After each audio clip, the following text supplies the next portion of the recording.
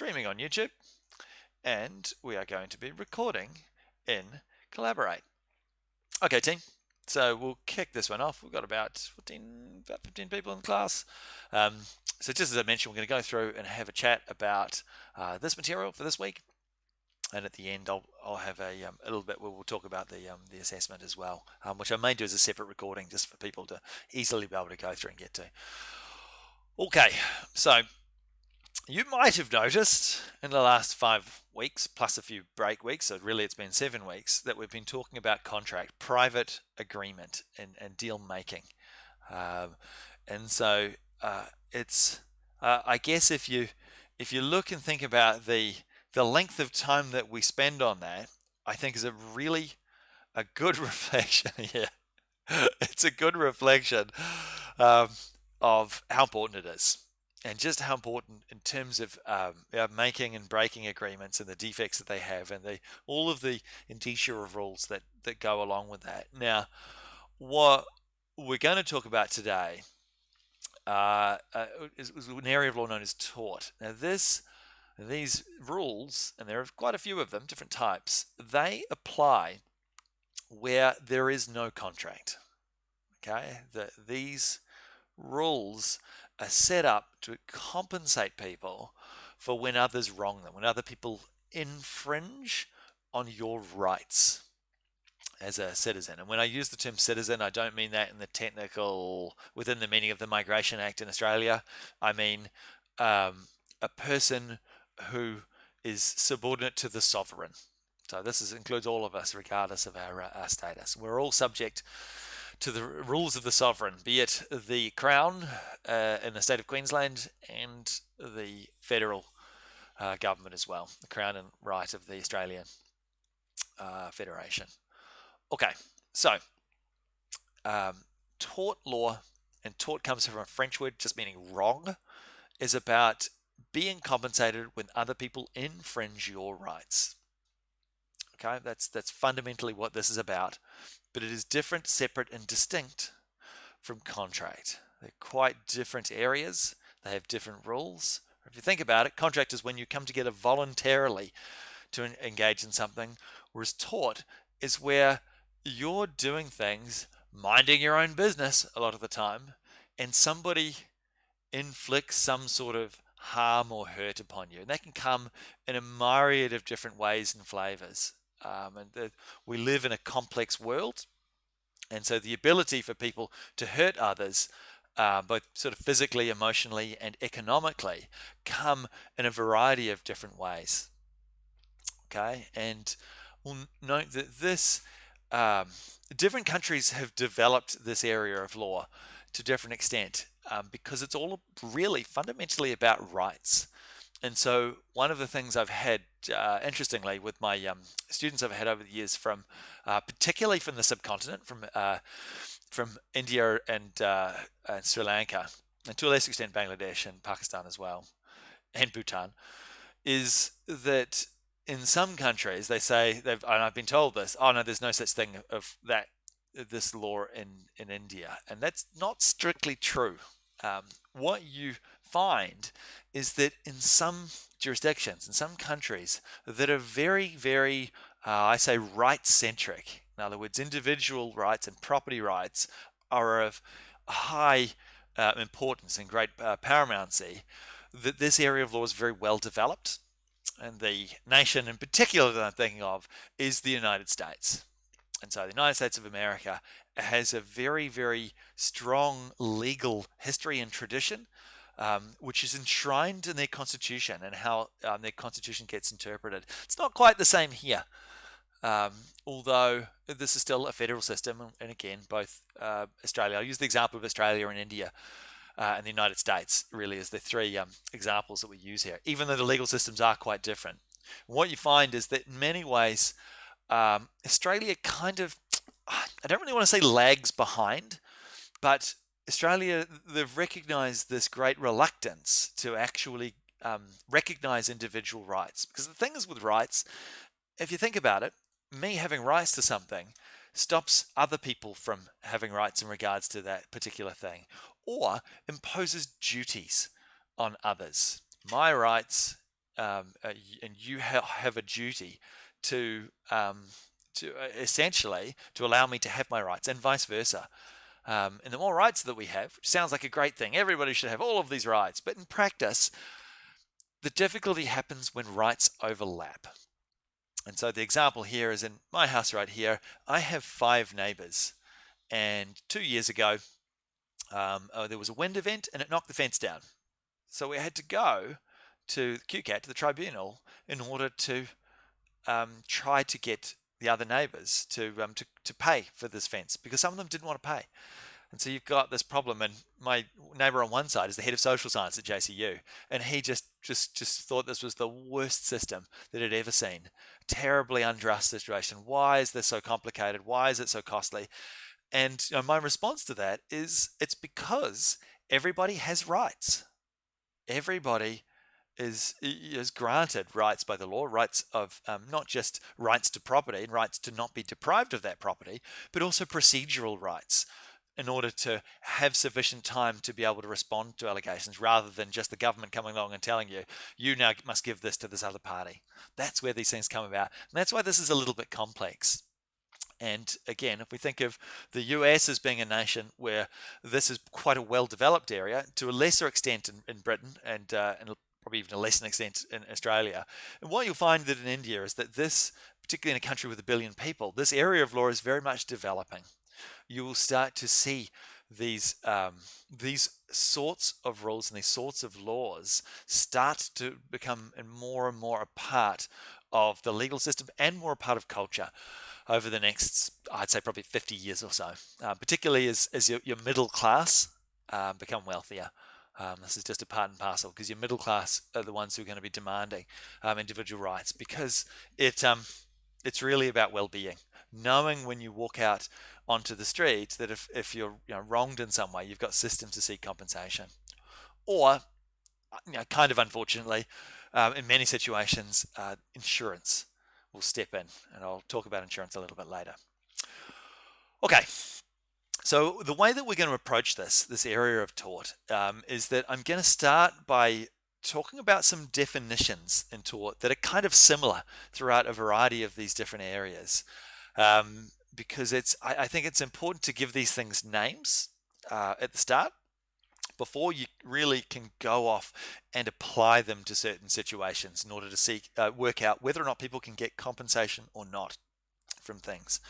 Okay, and then we're going to be look at a variety of what I call specific torts. They're narrow and have a narrow series of elements that are quite well mapped and well defined in the law. So, for example, some of those we call battery, assault, false imprisonment, defamation, and passing off, and a few others. All right, then we're going to look at probably the biggest area of tort, which is, strictly speaking, is one cause of action, but it's very complex, and we call that negligence, the tort of negligence. So that will be the first two are going to be probably the first hour. Negligence is going to be quite a bit on its own. And then we'll talk about remedies in depth too. In other words, assuming that you win, you manage to go to court and you prove the elements of your cause of action on balance of probabilities, what happens next? What do you get as a remedy from the court? How can you make that other side compensate you? Okay. All right, so we're going to jump straight into this. Starting with, what do we got? Oh, cause of action. All right. So kind of reiterating what I just mentioned, I mentioned this in the first week when we're thinking about areas of law. If you want to get something from another person, you have to go to court and get a court order. An order is an enforceable piece of paper that says I can enforce my rights against you, and I can use the mechanics of the state. In other words, I can actually get the bailiffs, get the police to come along if you don't want to give me stuff. Or I can ask your bank with this court order to redirect money to me in the form of income or the forms of wealth. That's really what this is about. We want to think about actions that we go to court in order to get a court order and get some particular result that we enforce through the courts. Okay? Just a question. Yeah. Yeah, we can do opposition to a course of action. Sorry, I missed the key word there. The position? We can do okay. Ah, Sure, sure. Yeah, yeah, yes, yes, yeah, yeah. A defense. Yeah, Defense. like for example, now I own you like $50,000. I don't pay you. You go to court. The judge ordered me to pay you $50,000. Sure. I don't wanna pay you. For example, I don't know. Uh, uh, and then during during the how you say in English during the at court, for example, I can put my side and you can put your side. Yes, You know what I argument. mean? Yep, we come together, we argue. Yeah, Yes. Okay, so there's two things.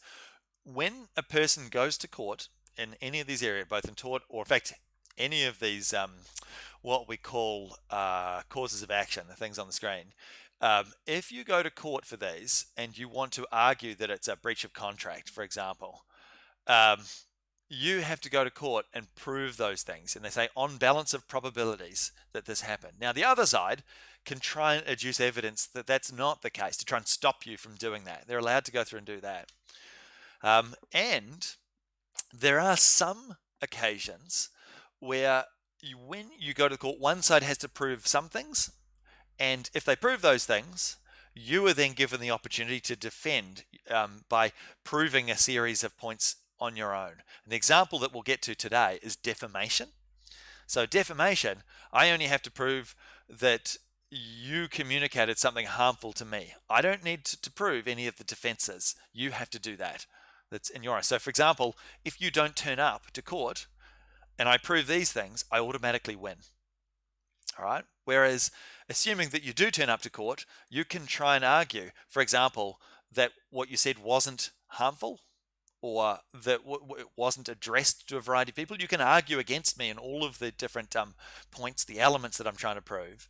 But there are some specific things, assuming that I win this part, where you have the opportunity to essentially fight back. And if you can prove on balance of probabilities the one of these defenses, then essentially there's no action. I lose, so you win in that situation.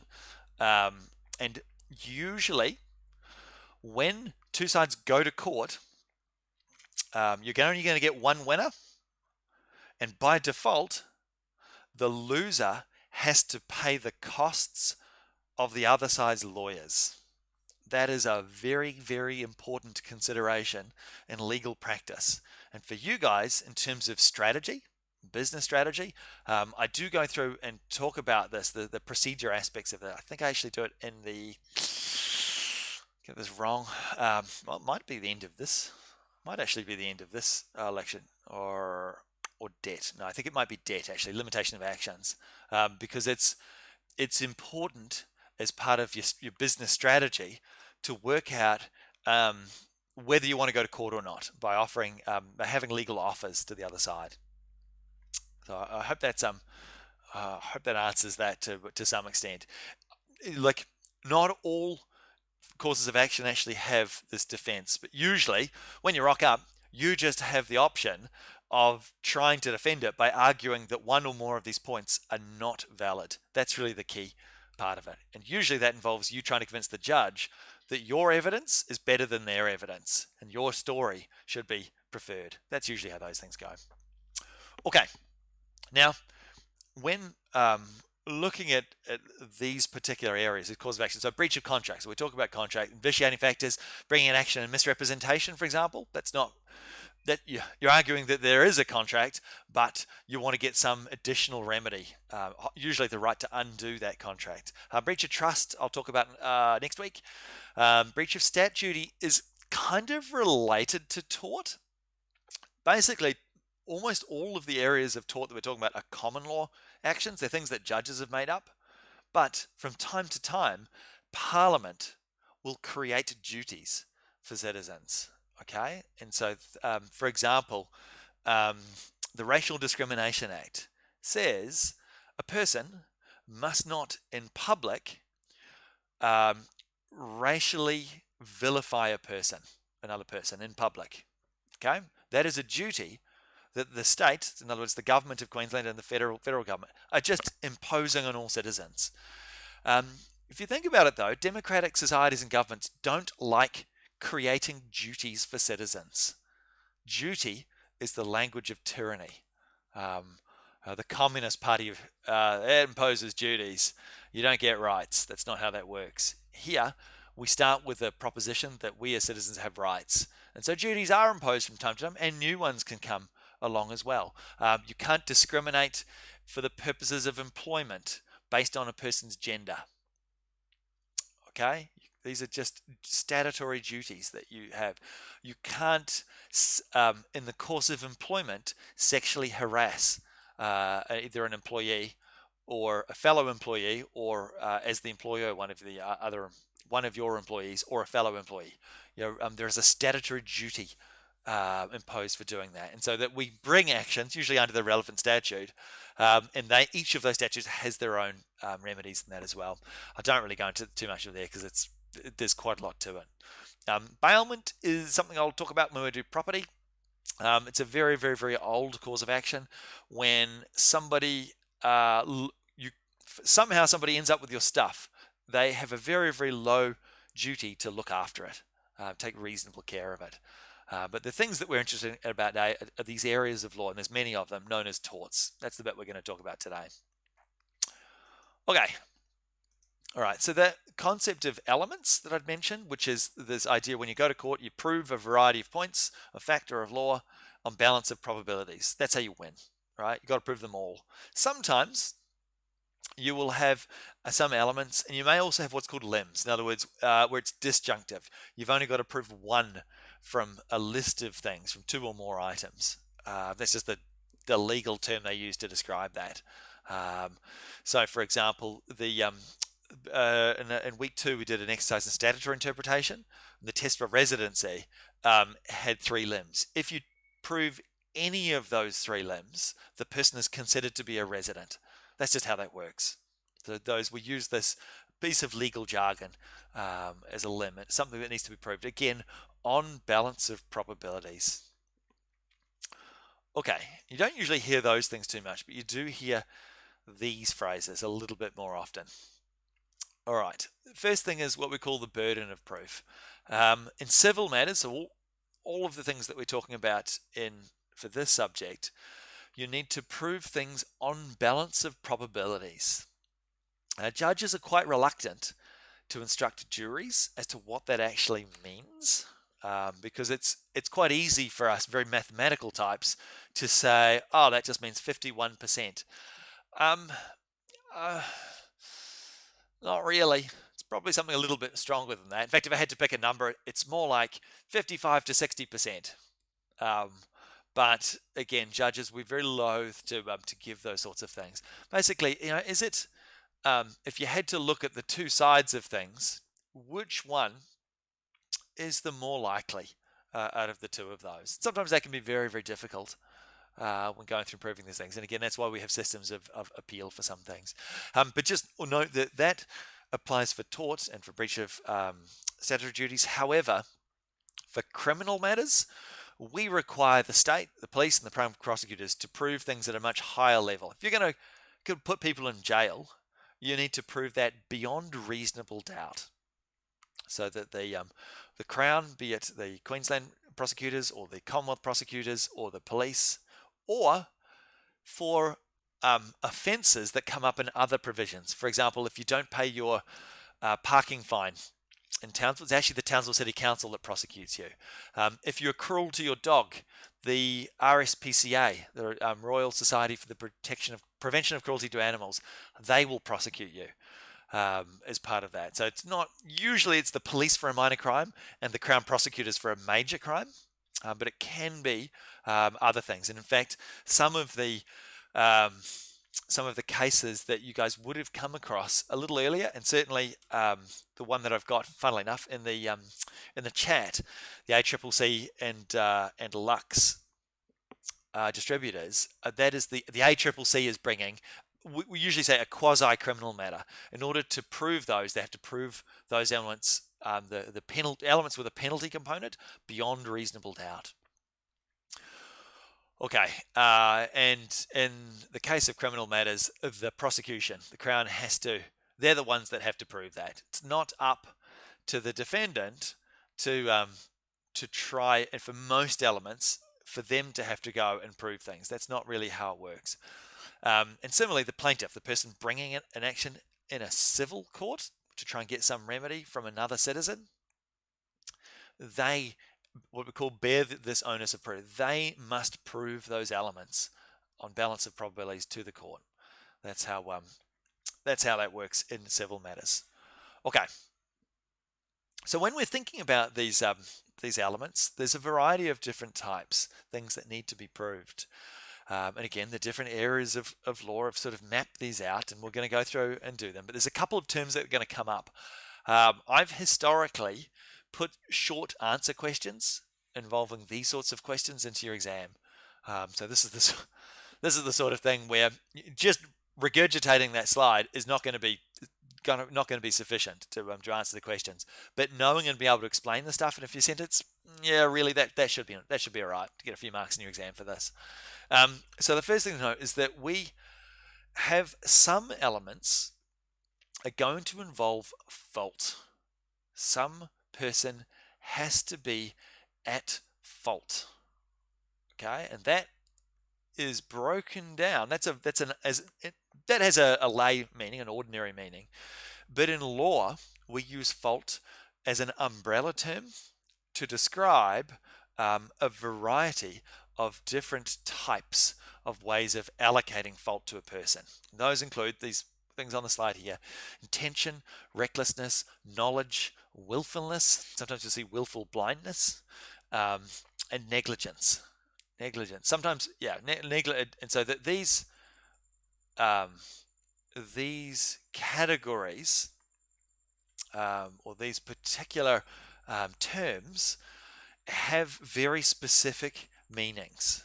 Intention is something where, again, usually these things are put to the jury. The jury would have to determine whether or not that person actually intended. Now, you might note something here. When trying to work out whether somebody actually intended something, there's no mind reading technology. You have to actually go and look at salient facts in the world. Usually, you prove intent through all of the facts tending towards, or rather leaving no other possible conclusion, that this person, when they've done all these preparatory steps, the jury is completely and utterly swayed by all those steps to demonstrate that. Or in situations where they've put it in writing, I'm going to go and do this. That's something that's a mechanism where you can prove intent. But some of them yeah, again, intent's quite hard to prove. That's why we don't have it in our criminal code. There's not many offences that have intention. But note that there are some categories of offences that don't have a fault element. Okay? So, for example, if you, again, very, very rare in the criminal law, but we'll talk about some strict liability torts. If you are driving a truck filled with explosives, okay, you're driving a truck filled chock-a-block with explosives, all right, and you crash and it explodes and you kill people, the fact that the crash wasn't your fault actually isn't going to stop you from going to jail. Why? Because doing or having or possessing dangerous things or doing dangerous acts is a situation where you can be found guilty and go to jail, even though things that have happened that aren't your fault. If you are walking through a crowded shopping mall with a loaded gun, all right, and somebody bumps you and the thing goes off and you shoot and kill somebody, you're going to jail. Why? Because in this particular set of circumstances, there's no fault element as part of that. You are strictly liable for that to happen. And in some situations, you sometimes as an employer or a manager or a parent can be held strictly liable for things that are not your fault. Okay, we don't like doing this very much, particularly in the criminal law, but if you think about it, people driving truckloads of explosives or people walking through malls holding loaded shotguns, you can see why in these quite narrow set of circumstances that we are willing to make people criminally responsible for offences with no fault element attached with them.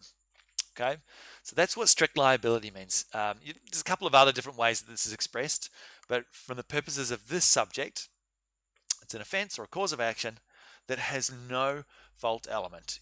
They just need to prove a bunch of facts or status things that doesn't involve your state of mind as part of that. Okay? Sometimes we actually say the tort of negligence is a strict liability tort as well, which we'll get to a little bit later.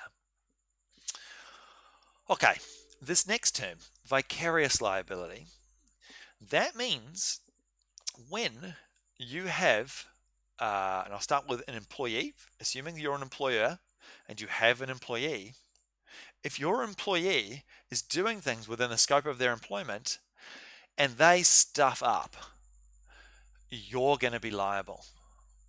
That is how the law works. And the reason why you're liable is vicarious liability. That's just what that term means. So if an employee acting within the scope of their employment or an agent, we talk about agents next week, but an agent working within the scope of their agency. Franceline, if I appoint you as an agent to drive to Ingham to buy me a house, all right, to pay a certain amount of money. If when driving there, you have a crash, you're acting within the scope of agency, I can be held liable for that. Not always, but by default, I will be.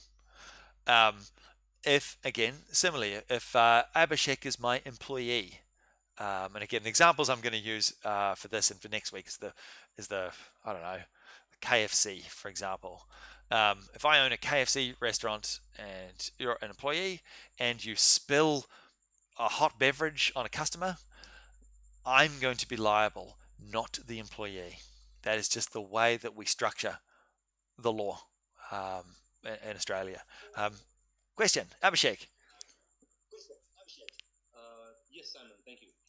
Now, the question over here is actually a live situation that I faced while working in Mumbai. This involved two of my employees. Okay, now one of them, I'll be more specific, gender specific, was a male employee who was after a female employee's life, What do you mean? trying to convince her that he loves her. Oh, The yeah. female employee committed, yeah, the female employee, I'm very sorry to say this, I don't want to disturb anybody over here, but she ended up committing suicide. Okay. Would I be held responsible for this situation? That's a really good question. Um, I'll just mute. Oh, cheers. Because earlier, just a little bit before you joined, I talked about the development of tort law and things that you will and won't be held liable for. Now, this in Australia is just reaching the point in terms of the development of tort law where employers can be held liable for that sort of conduct. They can be held vicariously liable for the acts of employees, the wrongdoing of the employee. You still have to prove all of these things, particularly causation as part of that. And in that situation, it's actually a breach of a statutory duty as well. But what you'll find is that, and the example that I gave was that the Americans are sort of a little bit further ahead of where Australia is in terms of this very much being able to seek compensation for your rights being infringed, in this case, like wrongful death. All right. But you will find that on the subcontinent, that this law is in the process of being developed, but it's not at the same point of sort of granting the rights for people to seek compensation to the same extent. So I'm not sure specifically in that case where the laws involving sexual harassment, breach of duty would be, but I would suspect that it's probably not quite at the level where it's in Australia. And the level where it's in Australia is this point where we're only really just now starting to be able to seek mechanisms to compensate for the harassment things. I actually worked on a sexual harassment matter a couple of years ago, and interestingly, Queensland has a very, very low damage awards for sexual harassment in the workplace. And the particular woman who was working on a roading crew had suffered a series of sexual harassment things, and she'd suffered and she'd had the associated trauma. And we'd said as part of this that, look, when we went to the other side to say, look, we want this amount of money, even though the damage awards are this, in other jurisdictions it's more. And so what you'll find is that Queensland is catching up to that, to where some of the other states in Australia are at. And I would suggest that the various states of India, we're moving towards that as well. Certainly Maharashtra is somewhere that's more, it's closer to where Australia it is than some other states. You'll find that just the way that the judges work in terms of granting rights varies between states. It does in Australia, and I guarantee you it does in India as well. With some states being a little bit more, I don't want to say advanced, but it kind of is in terms of recognizing of rights. Does that make sense? So that at the moment you're probably going to be in the clear for that, but if it was in the US, you probably wouldn't be. And Australia is just at that stage where they're really developing it, and it varies between the states. So I hope that's helpful. But the key sort of umbrella term for everybody's benefit there is that this is an example of vicarious liability. The employer, if these things are proven, is going to be liable. And certainly the woman who we helped who worked on the roading crew, her employer had to stump up quite a lot of money as a result. They settled out of court because we think if it went to court, there was a real good chance they'd get a lot more. Okay. All right. So these are really the key terms that you guys are going to have to commit. I guess commit to memory, but certainly you're going to have to know it for doing your assessment. This stuff will come up. And I said I've historically assessed this sort of stuff in your exam as well. It's sort of general knowledge stuff. Okay. So torts are civil wrongs. It's a situation where a person can get some remedy, which is usually money, to compensate them when their rights have been infringed. And we're going to go through each of these. Some of them I'm going to talk about just a little bit. There are many more than this, by the way. There's, I think, in the textbook, and that textbook, I think they talk about most of these. There's a few others that I've noticed, intimidation and a few others. There's probably about, if I had to go and list them, I could probably list about 20, but I know that there are more. But the key ones that we're going to do are the key ones that are important to business. So I'll quickly go through, just do a quick overview of these. Battery is where you're physically touched by somebody. Assault is where there is the fear that someone is about to physically touch you. False imprisonment is when somebody deprives you of liberty in some way. Trespass is an umbrella term that can either mean trespass to the person, trespass to goods, or trespass to land. Nuisance is where somebody, Abhishek, yep.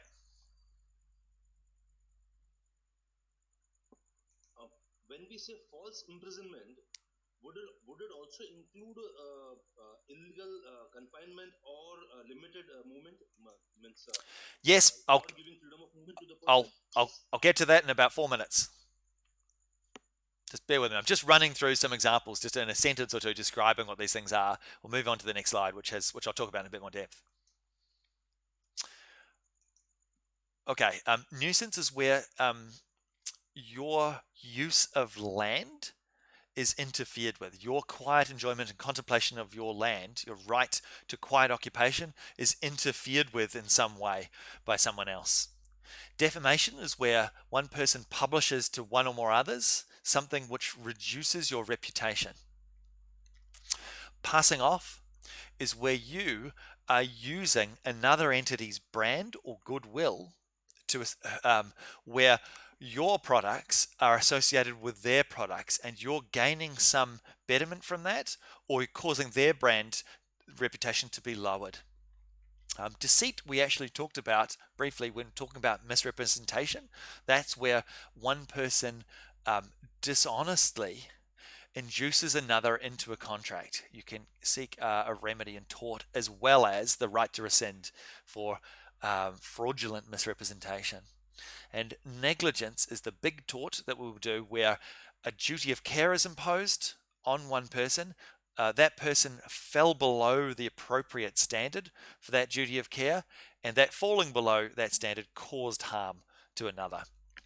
Expressed in very, very technical terms, it is also known as the innominate tort. It's the broad one that we use to try and find people liable for things that fall through the cracks. Okay, so I'll go through each of these with a little bit more detail in turn. Note that the first few really um, don't really come up with okay, there's got more things about elements. The first few torts won't come up much in business torts. So just make note here, when I was talking before about elements and some elements having some aspect of fault, in tort law, usually where a tort says a person needs to intend it, usually they say they will either intend to do something or they have reckless disregard. In other words, they put their head in the sand. In that situation, a person's going to be liable. For example, the tort of battery, the word they use is willfulness, which is similar to intent. If you go and you throw something, a brick, for example, all right, and you throw at somebody actively trying to hit them, clearly that's intentional.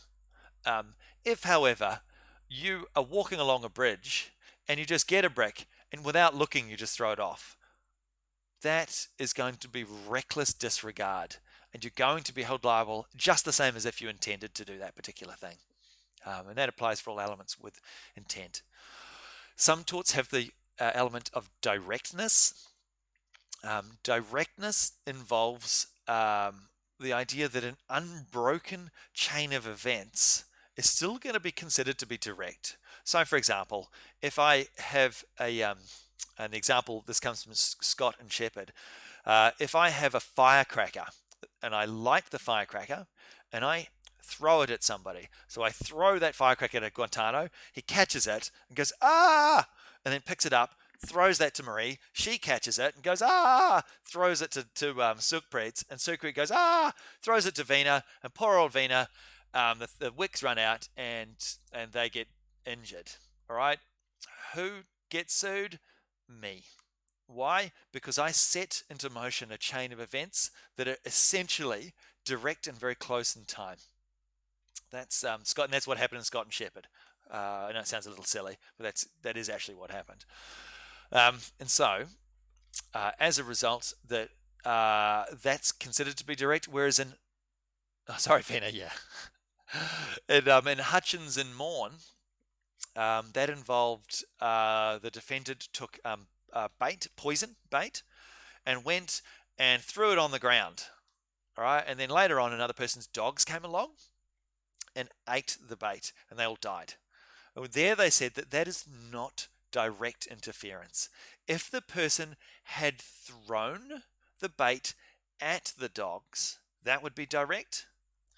But throwing it on the ground and then the dogs came later wasn't sufficiently close in time to count or fall under this element of directness enough for the person to seek a remedy in that case in trespass. Okay.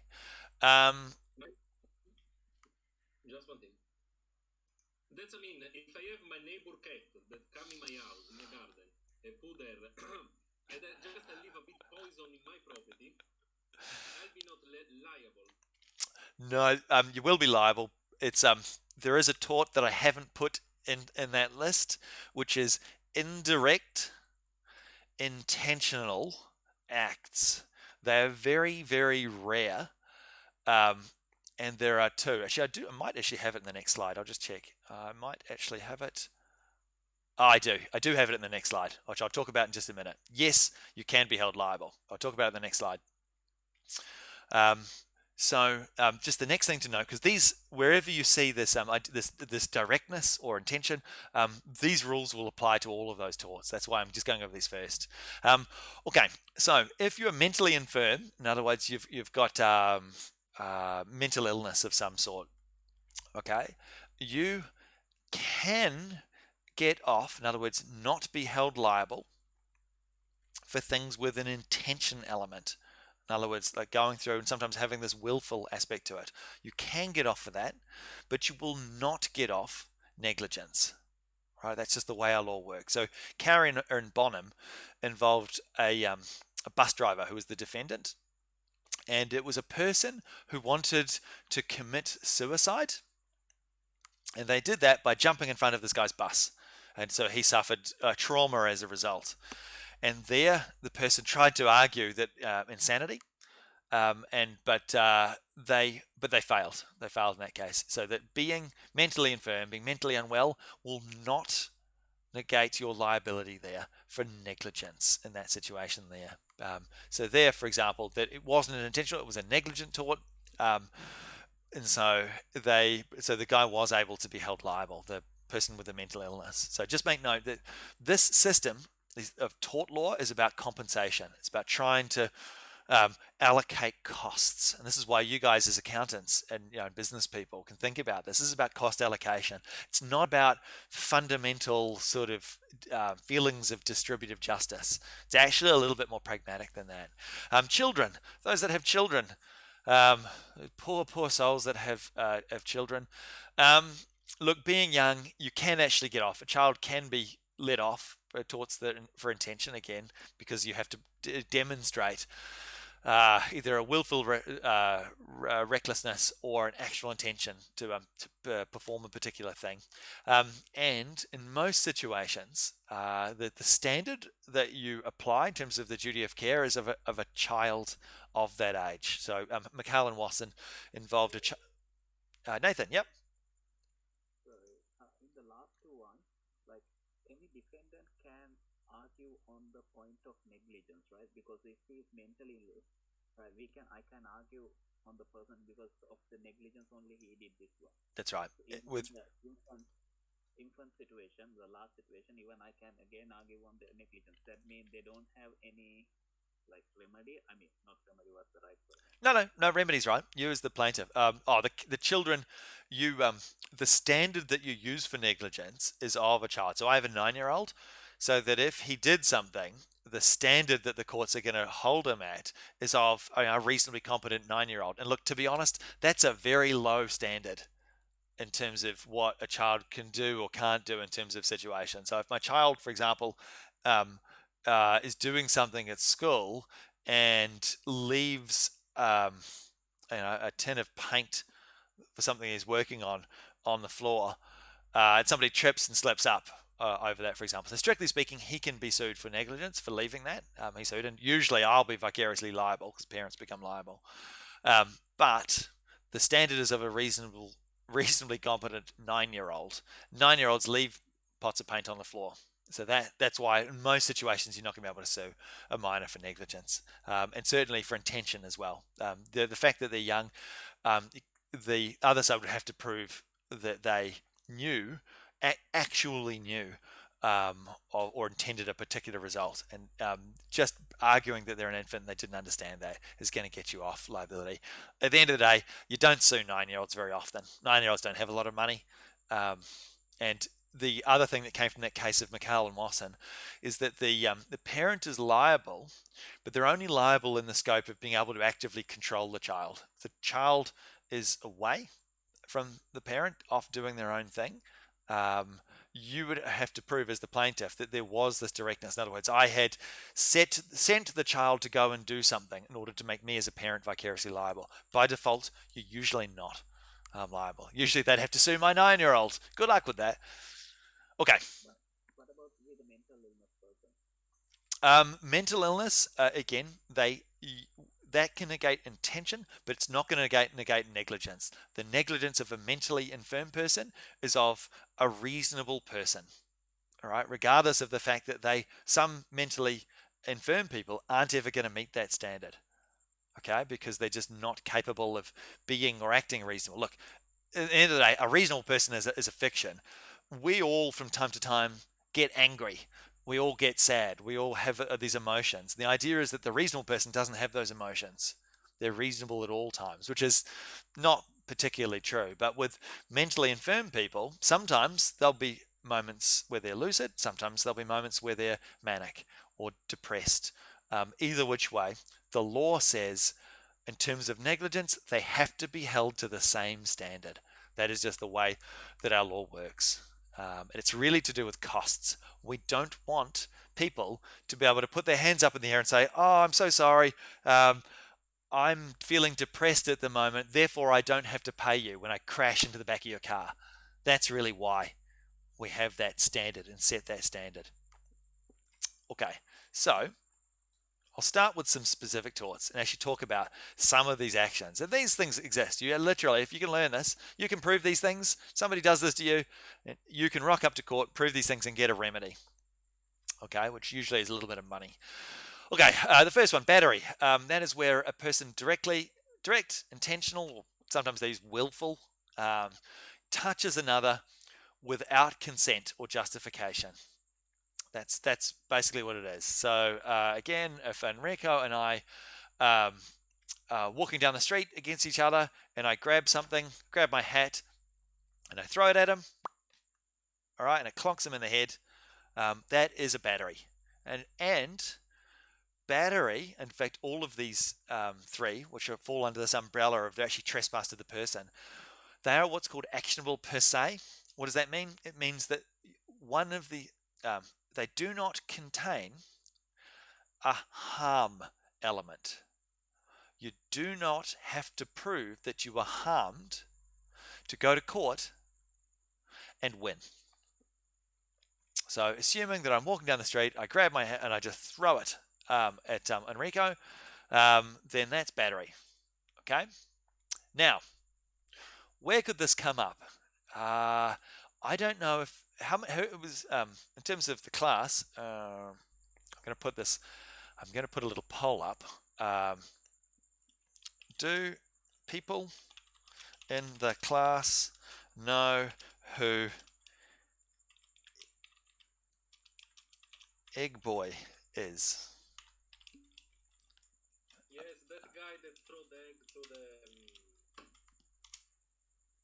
the Prime Minister was. No, it wasn't the Prime Minister. No, it was a really, really good example, actually. It was a really good example in politics. Does this... Oh, it's about Egg Boy. It's supposed to be Egg Boy. Egg Boy. Sorry about that. There's my typo. I'm not expecting many people to know because it happened about this time last year. Okay, so there was a guy, a Queenslander, who was essentially a Nazi. He was intensely disliked. He was in one of these far-right parties and left it because they weren't far-right enough. Formed his own party, but he got to keep his Senate seat. So he was competing in the election. And a kid came up behind him while he's on camera, all right, grabbed an egg and just smashed, was holding his camera, so the little kid's holding a camera, gets an egg, smashes it on the back of his head, right? Now, there's no physical harm done here. Okay? Now, this is the tricky thing, because I've argued with my friends, my lawyer friends, about this. All right, because in the way the law works, and again, this is me speaking out loud, because what happened is straight away all of his bodyguards jumped on this kid and held him and stopped him from going. Okay, and it goes like this, because some of my friends think that that's okay, and because the guy consented to it, and the answer is no, he didn't consent to it, because he's a Nazi. He's the sort of nasty human being that wouldn't consent to being struck over the head with an egg. And I'll contrast this with a New Zealand politician, and again, you can go and Google this if you want. It's a little bit contextual. If you Google Stephen Joyce, Joyce, and sex toy. So a guy, a New Zealand cabinet minister, was giving a speech a few years ago, about 4 or 5 years ago, and a woman came and threw a sex toy, and he's talking away, and it goes clonk, and just clonks him on the nose and bounces off. Again, no harm done. Okay, but the difference being that the crowd thought it was funny, the woman thought it was funny, the police thought it was funny, and the guy who got struck thought it was funny. That's how politics works in New Zealand. It's a lot more lighthearted than it is here. All right, and so part of the political discourse probably would deem that to be consent in day-to-day life or in political life. So Fraser Anning, the Nazi in Australia, probably didn't consent to being struck with an egg, where Stephen Joyce probably did consent to being struck with a sex toy. It sounds a little bit strange, but the context matters in terms of that. Now, the other thing to note is that, strictly speaking, he got struck directly and intentionally without consent or justification. All right, so he did get struck, so he could go to court and sue. The the difficulty is, though, he would win, but he would only get nominal damages. Why? Because the harm that would have come from this would probably be essentially no harm physically, maybe some emotional or reputational harm, but he's a public figure. He's well known to be a public figure, and in election time, public figures are allowed to be ridiculed. That is part of our culture. And as such, yes, he could sue Egg Boy, and he would go to court and get $25 or $100, a nominal amount. That's how that, I think, how that would pan out if they'd gone through to court. Okay, and so some examples here. Rixon and Star City, we're talking about battery when a person was grabbed by a security guard. Oh, you, come with me. Like that. That is direct with willful or intentional touching without consent or justification. All right, you have lawful justification if you've got reasonable suspicion of some form of an offence happening. But that's not what happened here. Well, we'll get to it because it actually comes up again later. Fagan and Metropolitan Commissioner of Police is hilarious. That is where I love this. A guy got stopped by the police, and he's swearing at the police and saying all sorts of things. All right, and so the police said, "Oh, you, go and park over there. We're going to interview some more." So he goes, drives over there. All right, and he actually drives over the policeman's foot. And so the car is literally on the policeman's foot. And the policeman says, "Oi, get your car off my foot." And the guy goes, "Nah, you can just wait." And so the court then had to ask you whether in that situation that counts as battery. And yeah, they said it is. Well, look, it probably wouldn't have been for the actual act of doing it and running over, but in the point of time of him not taking it off, it's going to become one. That's just the nation of that. That's battery. Look, it's pretty simple. It doesn't come up much in business. The main thing to note is for those that have either work with the public or own stores that work with the public, because battery and false imprisonment, which we'll get to in a second, they sort of come hand in hand when you've got shoplifters, people stealing stuff, because you have to be really careful, really, really, really careful in Australia for doing this. So I've got a few examples of that, which I'll get to.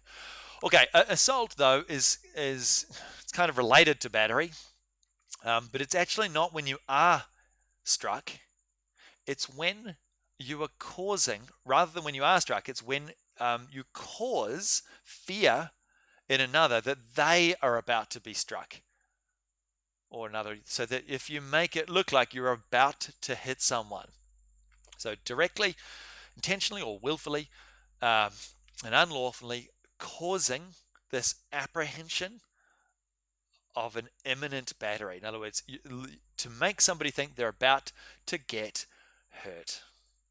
That's essentially what assault is in our system. So that if you're running along and you call out to somebody, I'm going to smack you in the head, that can be actionable, even if a person doesn't actually get smacked in the head. That's just like the corolla. It's kind of like battery, but without the person actually getting hit. Now, false imprisonment, going back to shopkeepers. And again, I don't know, Abhishek, at any stage, did you, in the course you said you had a retail store back in Mumbai, did you have any situation where you apprehended any shoplifters? Or actually, I'll open up to the class. As a matter of fact, yes. I'll open up to the class. Yes, as a matter of fact, yes, I did have a couple of occasions where people used to come in a group of twos or threes or more, keep you involved, keep you occupied, and they leave without shopping anything, and later on realize that something is missing. I identified that group because it happened twice to me, and the third time I ensured I locked the door the moment they came in. I got my crew with me, and we, well, that's Mumbai for us, so we'll not discuss that part. Okay, we'll leave that part out. So Um, my examples here is this from Myers and Sue, where Mr. Sue was in Myers, which is a well-known brand store, retail store in Australia. The security guys said, "Oi, you! We think you're shoplifting. Come with us." And they got the big burly security guards to escort him to the little room, and so he's sitting there, waiting for something to happen, and and eventually they let him go, but and it went to court, and he got some money. False imprisonment gets you very large dollar awards. There was a former, well, this is actually quite a well-known case in false imprisonment. There's a former JCU student who's hilariously two cases for a JCU student actually come up in this lecture. So I haven't put it on this slide, but it was the QPS, the Queensland Police, and Coleman, which happened at the Thuringowa, what's now the Thuringowa Library, but it used to be the Thuringowa Shire. It was actually a council. Those were council buildings, for those that know, on Thuringowa Drive. And the Queensland Parliament sat in Townsville, strictly speaking, in Thuringowa, back in 2005, and Pat, good old JC law student, is out there protesting against this corrupt government. And so eventually the cop said, "Okay, Pat, time to go." And he's like, "No, you can't take me away." So eventually he was making a bit of a dork of himself, so they hauled him away. And yeah, he went to court and he won. And he got quite a lot of money, like $20,000. Nathan. Even one day in Australia, while I'm riding my bike, few cops just tackled me without any reason. They were looking for some person, but they tackled me and I fall off from the bike, right? So what's the situation there then? Okay, you need to contact the police ombudsman first, because, and this is kind of important for all of these areas of law, the things that I'm telling you are from first principles. And what usually happens, though, is that 99% of the time, matters are sorted out of court. All right. But the key thing is the evidence that you use to demonstrate that. So, did they issue a report after they tackled you? Did they take your details? No, they just flashed on me and if you're not the right person, you can go. But anyway, I got harmed my legs and stuff. Okay. You need to write. You need to very carefully remember the exact time and place, and then contact the police ombudsman. So the person, there's a body that you go and they can help the investigation process, because once you need to go through and find some evidence in order to determine what and how things are. Because usually with things involving police, there's usually the police have quite a large compensation scheme. So when people again suffer false imprisonment and things like that, or get assaulted by police. However, you might look to the top of that slide to this particular phrase here. Very unfortunately, is going to be something of a problem. Can you guys see on the screen there the bit that I highlighted? Unfortunately, Yeah, they would say that it's for law justification, right? that's the very broad-reaching excuse that the police have. So you would have to go through and try to demonstrate that wasn't the case. But usually, what you want to do is just gather some evidence. That's the key thing. Find the date and time, get the records, and get the notes from the police to go through and do that. Because the thing is, and this is important, if there's no record of it, you can prove the thing happened, but there's no record of it, that is going to have some problems in terms of them being able to prove lawful justification. So get onto that. Possibly send me an email. Probably won't do it now. Okay. So Pat Coleman, you said he got, I think it was $18,000, something like that. I have to go and check. All right. So that's false imprisonment. Be very careful, because if you are doing things which might make sense in your home jurisdiction, sometimes in Australia, and said in Queensland in particular, but for me, my example is actually in Victoria. I was on the train. I was at a suburb called Williamstown. I don't know if you guys know Victoria very well. Williamstown's a lovely suburb, little beach suburb. It's very close, relatively close to the city. And there was a kid who had a spray can, and he had just gone into the back thing and he'd destroyed it. Just sprayed tags all over the inside of this carriage. Absolutely ruined it. And this was about 12 years ago. And so I saw the train driver running after the guy. So I went and started running over to help the train driver. And as I'm running, I suddenly stopped. I stopped and I didn't do. Now, if I was in New Zealand, I would have carried on, right? Why do you think I stopped?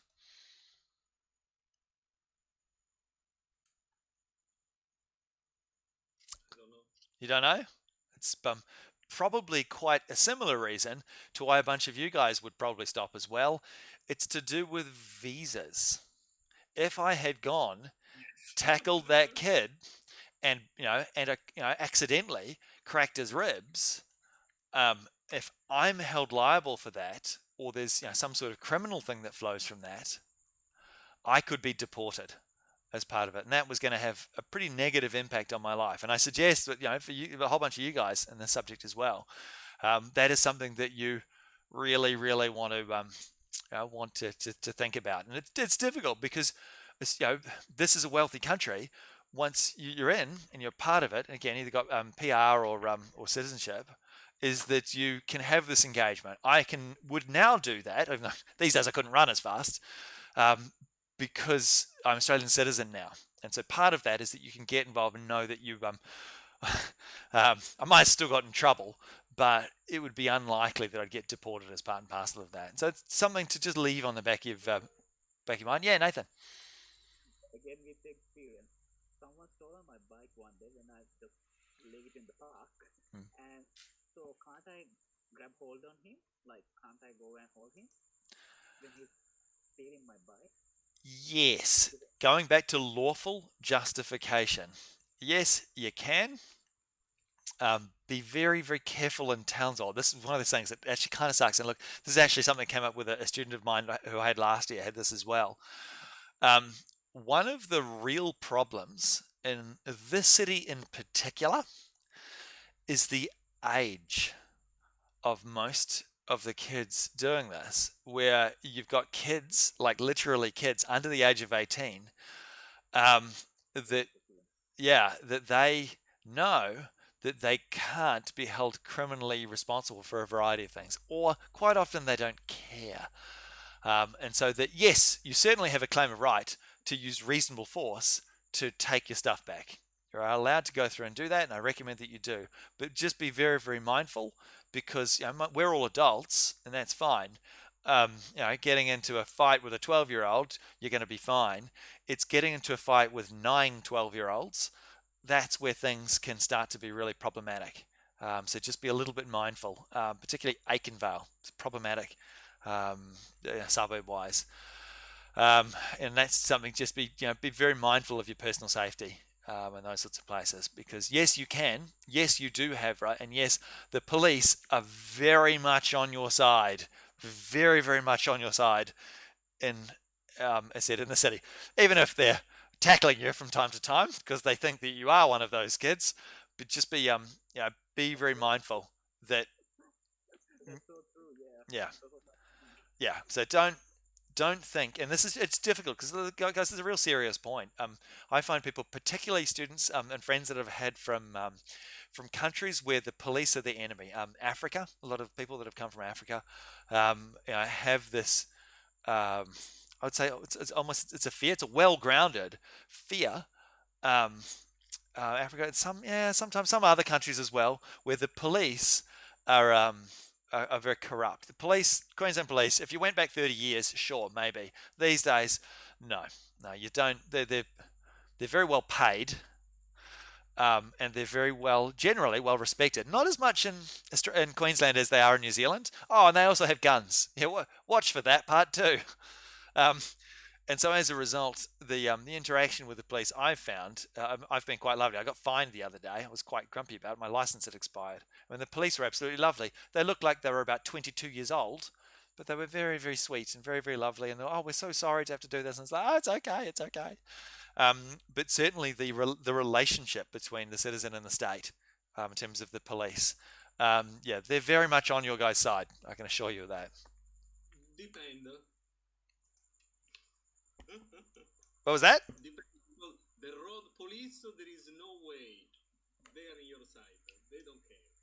Normal, normal police, yes. Sometimes with my Italian smile, I even get out of some fine, but it's okay, you know. In particular, if it's she's female, it's okay. It's Oh, easier. you put that big beautiful smile on. Yeah, so that you will find here, police do have discretion on some matters to charge you or not charge you. All right, for some things they do have some discretion, but everything's recorded. So appreciate when exercising that discretion. They will have something, and so that you want to be, um, compliant as part and parcel of that process. Don't run from the police; it's real bad. Things go bad. Okay, I'll move on anyway. I might take a break after this one. This next one here, it's a funny word or phrase, I should say. It's called action on the case. That's actually the name of the tort. So going back to that example I had in the previous slide with Hutchins and Morn, and Enrico with his neighbour's cat, if you intentionally but indirectly cause harm to another, you can be found liable under this tort. It is very, very hard to do. It very rarely comes up. And there's really two situations. Hilariously, you've actually pointed out one of them, which is laying poison or laying traps for people. So Bird and Holbrook was just that. It was setting up a booby trap, a gun or a crossbow, so that when somebody walks past, the thing goes off. It has to be proven. Yeah, it does. Yeah, these things. You've got to prove that you deliberately, you intended to actually injure someone, not the particular person that, I wanted this person, and then someone else walked in. It doesn't matter which person you injure. If you set a crossbow and somebody walks into it, or you put, razor blades on your window, even using things that seem like you're defending your personal property, like with the neighbor's cat, you can be held liable under that. That is the way the law works, and it's actually been like that for a long time. That case is from 1828. That's one thing. The other one is from a case called Wilkinson and Downton. It's sometimes called the tort of Wilkinson and Downton. That is where you say something to somebody, all right, that causes them distress, not hurting their reputation, so it's not defamation. And the example of Wilkinson and Downton, telling somebody that their husband has died, all right? And if a person breaks down in despair because, oh no, their husband's died, and then you go, oh no, I was only joking, you can actually liable and tort. You indirectly or unintentionally, sorry, you intended to tell them that statement to cause some particular result, but you indirectly caused the harm. You didn't whack them over the head. You told them something, and then they went away and suffered the harm. All right, that is a situation where you can be held liable for. It's a little bit strange, doesn't come up very much because, again, it requires intent, and intent is hard to prove. So that usually the facts have to be set up in such a way for that to happen. And so, again, Abhishek, yeah. This actually happened in Mumbai long back when it was Bombay. Actually, it was 1st April, and a known person of mine went over to his friend's house and declared at his house that, you know what, your husband has met with a very serious accident. He's very serious right now, and the friend's mother actually got a stroke by listening to this. There you She was go. rushed to the hospital. Um, you could go to court. There was no legal action taken, of course, because they did not know that they can actually file a complaint against him. But if it happens over here, can we have a few minutes to discuss as to what can be the repercussions of April Fool's Day? Yeah, you could be held liable for that under that particular tort. It's very, very hard to prove because you've got to prove intent and you've got to prove the harm aspect, which in Queensland and Australia, all jurisdictions in Australia, you have to go to a psychologist, pay a psychologist, and for them to assess how much harm that you've suffered as a result of going through and doing this. And so that because it's compensatory in nature, it's only designed to compensate you from that sort of harm. We don't have the American style system where you're going to get really, really, really large, massive dollar amounts. Here, usually it's just to compensate your actual loss. Nathan, But he doesn't have the intention to do that, right? you did have the intention to cause some aspect of distress or a change of emotional state even if you didn't intend, the particular result is that the person would have a stroke. All right, so that I know that that's a little bit tricky to come through and to try and work out. And this is the this idea of taking people's health into your hands. I mean, the moral of the story is probably don't do April Fool's jokes. Is probably the moral. It makes litigious societies much less fun to live in. But essentially, yes, you could be held liable for that. Even if you didn't intend for that specific result, you intended for them to, in some way, find that it was, or some way suffer in some way, even if it was only just a little bit, again, as something of a prank. Okay, I might leave that there. We might have a break for a few minutes. I got to get something to drink. So we'll leave that with specific torts, and I'll come back and we'll talk about the next one, which I think is defamation. I think on the next slide. Okay, give us a few minutes, guys.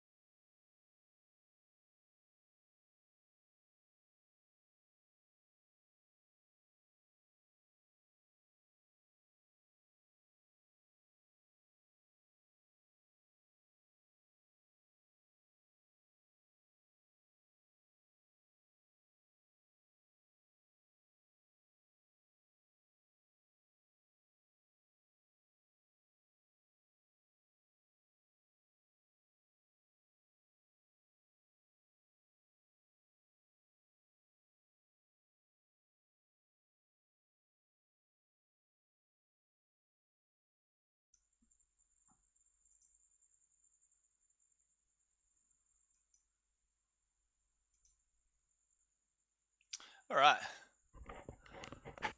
let's carry on. Okay, some more specific torts. Trespass to land. That is, look, trespass is actually used as an umbrella term to describe interference, direct interference, and the key word is direct. So things that have the element of directness are usually trespass. They fall under this broad term. So you have trespass to the person, which is battery, false imprisonment, and assault. And they're different and distinct from things without directness. So that action on the case or negligence, they don't fall within the realm of trespass at all. All right. So, but trespass, the conventional way, the lay people way they use this, is to do with land, uh, and that's where just one person enters another without some form of reason, either lawful justification or consent. Now, by default, you consent to people coming up to your front door. That's just the way it works. That is the way the law works. So that you can't sue somebody who walks up to your front door in trespass. All right? When somebody comes to your front door, you can tell them, you go away and don't come back. All right? That revokes the implied license for them to come to the door. If they do come back, yes, you can sue them. Nathan.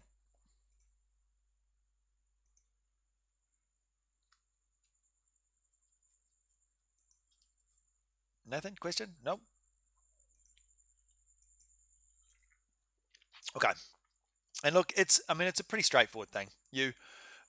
When you have land, if people come onto it, it is actionable per se. When they come onto your land, you can sue them in trespass. Usually, when people come onto your land, they don't damage it. If they damage it, yes, you can seek compensation from that. But usually, um, as part of an action in trespass, often you also see, because you can get nominal damages, but usually you actually ask for an injunction, asking the court to grant a remedy, stopping them from coming onto your land. Okay. Uh, Now, again, trespass, which is in the wrong order. Conversion is really a type of trespass where a person does something with your goods in a manner which is repugnant to their immediate right of possession. In other words, having your goods, usually not giving them back or doing something to them, transforming them or claiming them as their own as part of that, or changing them in some way. So Penfold's wine and alley was a bit of a stupid case. It just involved two empty bottles of wine, where essentially as part of recycling, another business would take the Penfold's wine and essentially clean it, fill it with their own wine, and that can count as conversion as part of that. A bit of a complex case, that one. What's better is Bunnings Group and CHEP. That involved a what do you call them? Pallets. Pallets that when goods come in terms of cranes and they come on things like that. Bunnings were keeping the pallets that were delivered for them and using them and selling them, chopping them up, using them, disposing of them, and making money from them. And they said, "Oi, those are our pallets." So they went through and realized that they were all mixed up. Some of them had the whatever the chip, I can't remember what the brand was, their own name on them, and the Bunnings guys were just keeping them and using them throughout their thing, and they tried to ask for a whole bunch of money as part of that. So that, look, if you are going through and you're taking other people's stuff and you're using them, and they ask for those things back, you can be held liable. That's called the tort of conversion. But the middle one comes up more often in private life than in business, which is nuisance. When you have land and you have exclusive right to possession of that land, so in other words, you're the owner and you're owner occupier, or you are just the occupier, you're a tenant, but not if you merely have a license to enter. So that if you invite someone over to your house, they can't sue others in nuisance. But if you lease a house, either like a residential tenancy or you have a lease for a number of years, you can, as part of that, you get this right to sue your neighbors when they do things that interfere with your use and enjoyment of your land. In other words, if they do things like have a lot of noise, or they have really bad smell coming from their house, or they shine light, the sun's light reflects and it comes into your land.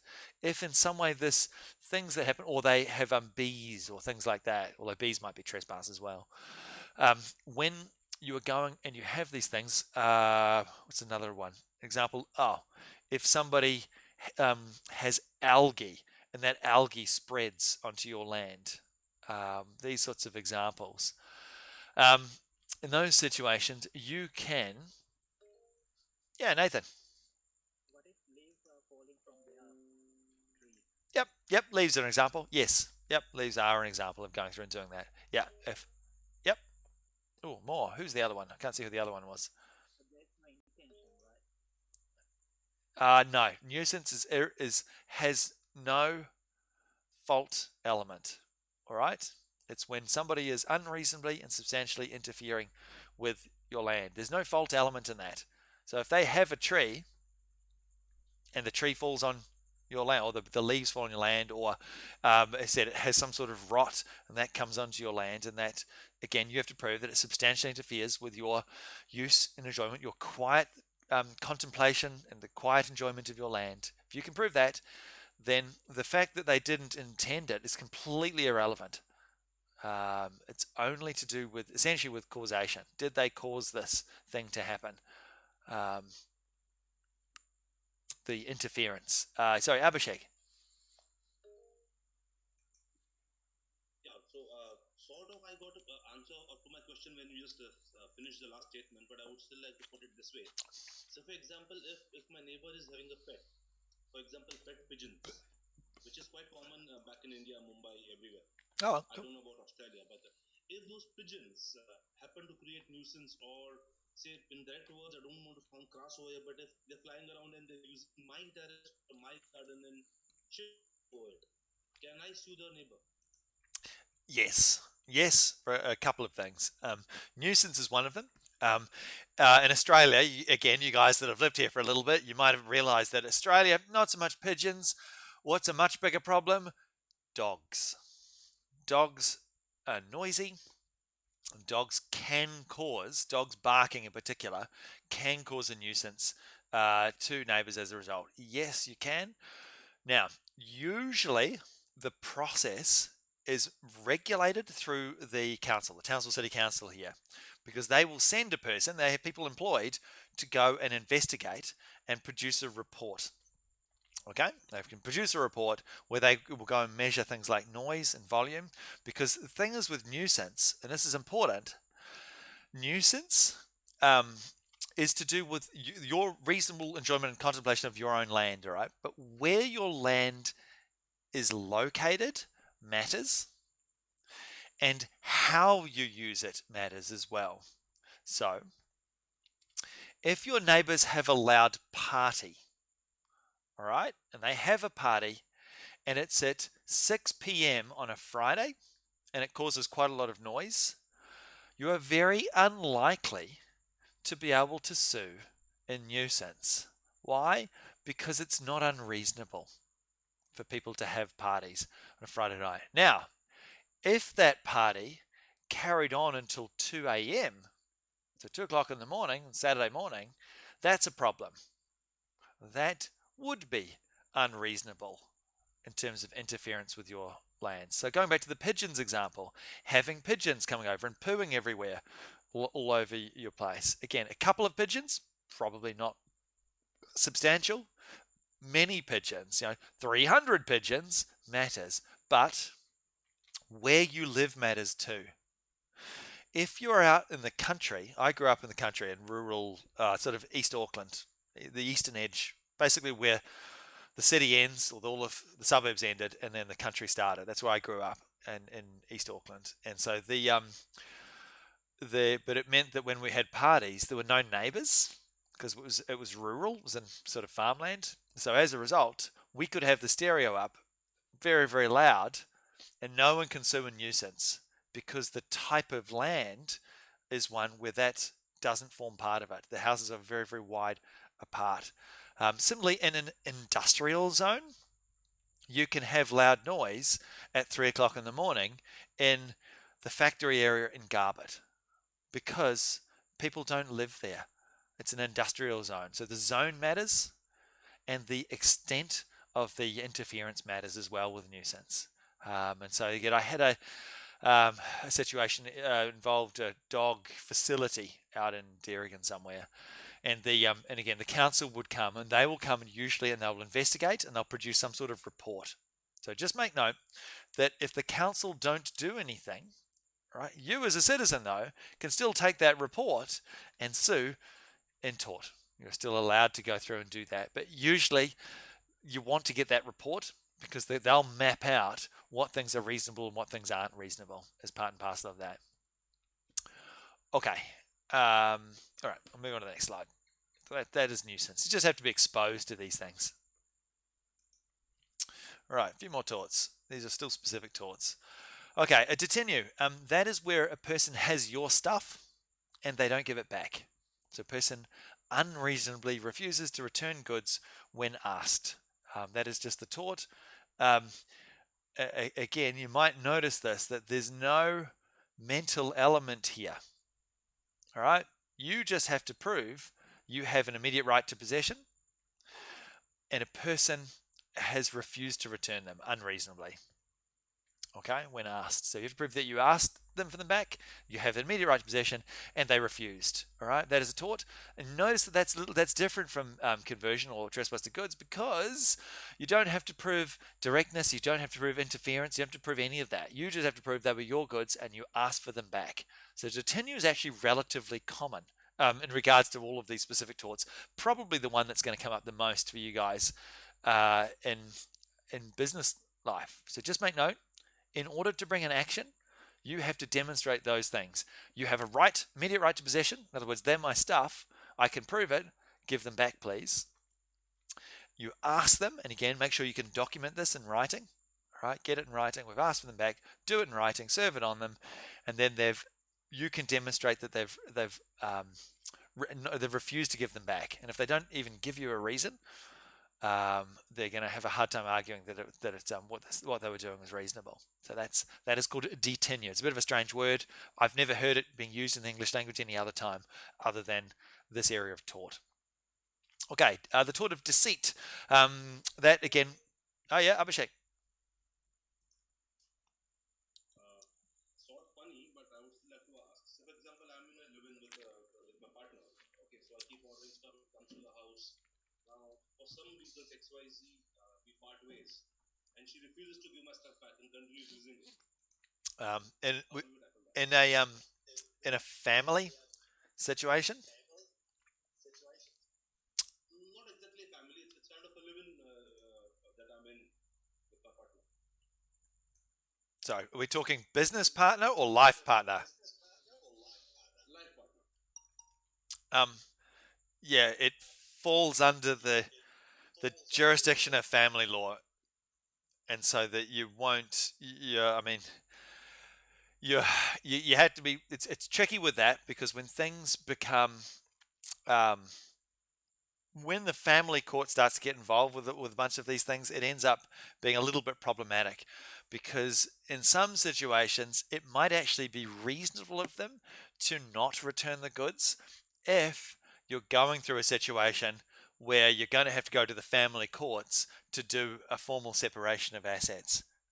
So that's you'd be very, very, very, very, very unlikely to sue and detenue in that situation because the other side could rock up and say you either it wasn't unreasonable for them not to return it because the family court matter is going to be pending at some stage, or they could argue you didn't have an immediate right to possession. Um, Things that form part of the household, um, and particularly if you've been together for a length of time, you're both going to have a right to it until you've gone through the formal aspects of separation. So that it's a little bit tricky with family stuff. As a result, it's a bit messy. Okay, the tort of deceit we've touched on earlier. That comes up for again when you're bringing action in fraudulent misrepresentation. You bring the action in fraudulent misrepresentation and also an action in the tort of deceit at the same time. Because if you succeed, and you can argue that it was done when they made a representation that they knew it was false, all right, so somebody's made a false representation and you've relied on it and suffered some form of harm, you can seek compensation under the tort of deceit. And there's a curious thing about the tort of deceit. If you can prove this, that um, they've deliberately made a false representation, what we call the test of remoteness doesn't apply. So things that weren't reasonably foreseeable in terms of loss doesn't matter for the tort of deceit. So if you end up suffering loss that they couldn't have foreseen, tough luck. They're still going to have to compensate you because it's an intentional tort. Okay, passing off.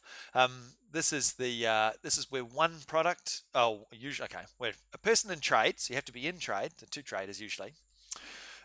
Where one person makes some form of representation to customers that their products are actually either associated with or are the goods of another trader. All right. And that doing so is either creates a loss of goodwill or reputation or is likely to create a loss of goodwill or reputation. And so I love this one. Cadbury Schweppes and Daryl Lee. Who owns the color purple? Put that to the class. Who owns the color purple? No one. Yeah, you would think it should be no one. Turns out it's the Cadbury Schweppes Corporation. Yeah, Abhishek. The Pope owns the color purple. Yeah, nice. I'm There you sorry, the iPhones are owned from someone. You know, the not the color. what they what they held in this case here, that in regards, and again this was to do with a trademark case as well, what you find is that passing off and trademark and copyright and design, they're usually, when an action has to go to court, they will fire and try all of these things. And so the court in Cadbury Schweppes had to work out whether Daryl Lee in this case, having a particular kind of chocolate, wrapping it in a purple wrapper, whether that was going to infringe the rights of Cadbury Schweppes. And there they said yes. Yes, Cadbury's have used the color purple, and customers are likely to be misled in some way. And so that Cadbury Schweppes might have some loss of goodwill or reputation as a result. They might not have that association with the color purple going forward. And so that just make note. That seems a little bit crazy to say that, but that actually is what the court did say in that sort of situation. So yeah, just make note that passing off, it's an economic tort, so that you do need to know that it's a common law action. Often, you can also bring an action under the misleading and deceptive conduct provisions in the Australian consumer law. There are some reasons why you could also argue this one as well, just in terms of remedies. But usually you would try both at the same time. Okay, I think that's the end of the little specific torts. Now we've got to move on to the big one. I actually quite like defamation. Oh, sorry, I don't like it. I like it because I've got a few examples. Some of them are a little bit silly though. Okay, so defamation is a tort. In order to prove defamation, you have to communicate some information to someone else. All right, so it has to go to a third party. It can't be to the person being defamed. If Enrico says something terrible to me, but it's about me and I'm the only person, that's not defamation. It actually has to go to a third party. Okay, and the person being defamed, or purportedly being defamed, is identified. All right, those are two elements. You have to prove those two things. Then you've got to prove one of these three things here. These are limbs. You've got to prove one of these three limbs. So either the plaintiff would have had to prove that the information injures the reputation of that person by making the subject of hatred, contempt, or ridicule, or causes people to avoid or shun that particular person, or lowers that person's standing by similar thinking members of society. Right, has to lower that person's standing in the community. Can I ask you one thing? Please. It's like an example, no? It's between defamation and public opinion. You know, opinion. For example, I don't know. I'm making a speech at the university. That's on the next slide. We'll talk about but there's a yeah. It's always a step ahead. Always a step ahead. But that's good. No, that's good. It's always being a step ahead is really good. But it's literally the next slide. Because the first thing is, and this is actually a really important point, it's one of the session questions, and it's one of the, which will, again, the session questions, look, I'll be honest, session questions are going to perform a good chunk of your assessment going forward for the rest of the subject. So you probably do want to pay attention to them, and the boards, you guys are aware for your assessment. You've got to contribute on the boards, I think, six times, but the questions are going to be very, very closely associated with your assessment. You can read into that as you will. But I will tell you here, a really, really, really, really important point about defamation. Super, super important. And I'm going to tell you this. I'm going to give two examples. The first one involves cricket, and the second one involves my mother. Yeah, sure. If you want, put it in an email saying you guys need more time. If you need more time, that's fine. I'll come back to that. We'll talk about the assessment at the end, though. All right. Super busy. Yeah, this is true. Okay. There's one massive, massive point about defamation. Stressed, very stressed. Yeah, it is. Things that, it's a stressful time. I feel your pain. And yes, I'm certainly going to make accommodations. I have a reputation for those that are in this class, have talked to people that have done this subject previously, because you guys are in the same class as, who did it last year? Emmanuel, big Manuel, big Pinchy guy, and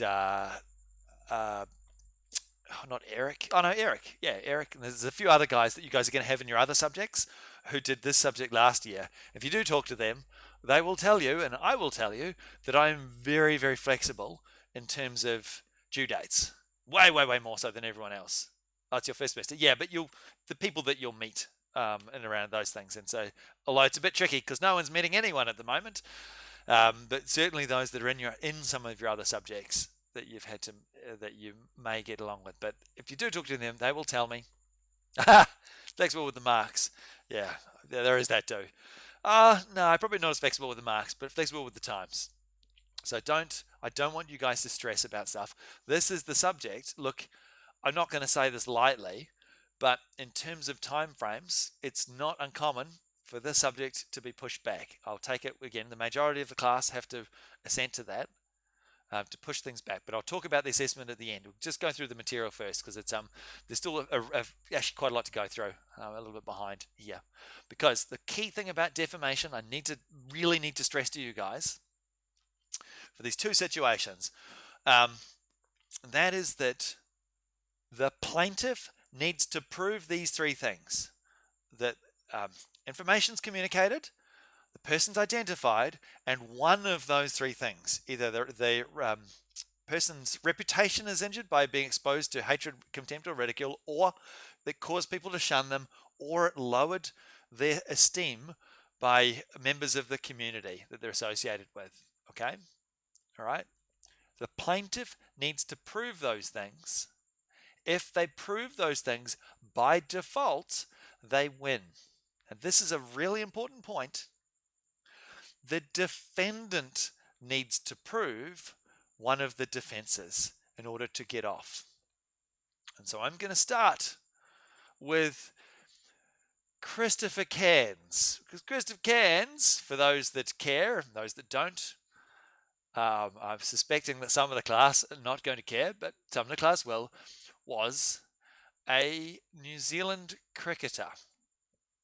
So Chris Cairns, when I was growing up, was one of my sort of idolized cricketers, because he was the son of a famous cricketer, a guy called Lance Cairns. He was a pretty average player actually in the 80s. Chris Cairns was a much better player. He was an all-rounder, big, tall guy.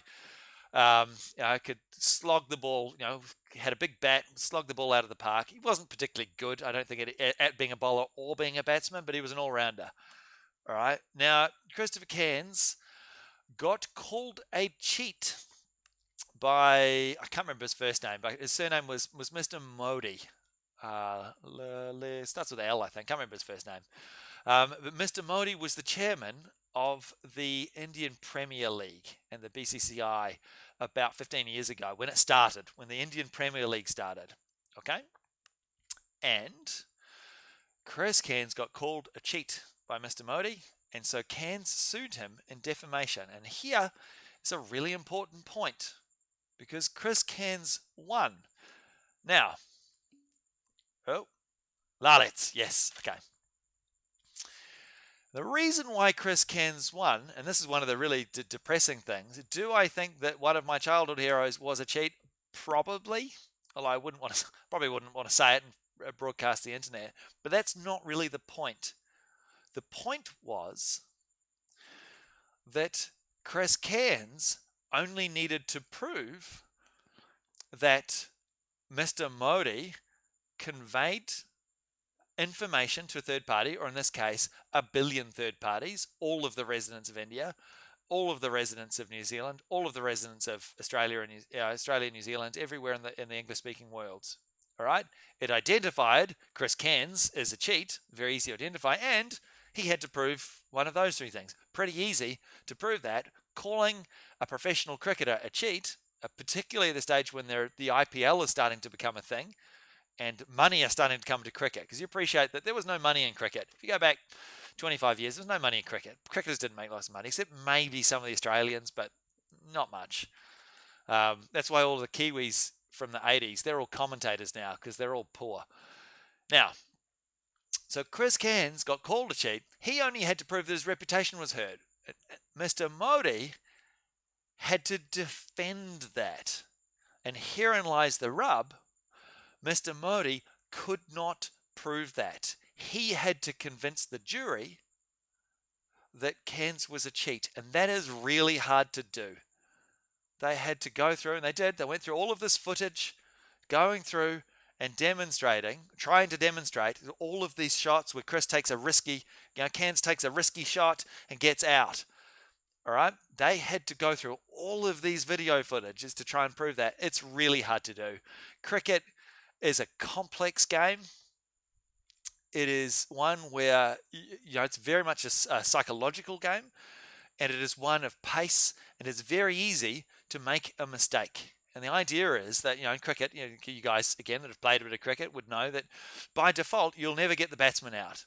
All right, a bowler shouldn't get a batsman out. Batsmen, assuming that they're in a good frame of mind, they should be able to stay. And you keep playing until they make a mistake. And it's about luring them to make mistakes. Really, that's where it's at. Yeah, it can, but they couldn't.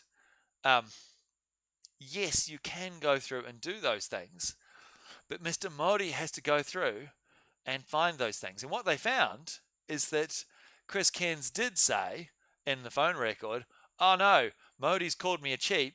My reputation's now ruined. I'll never get to play again." What's the problem with that statement?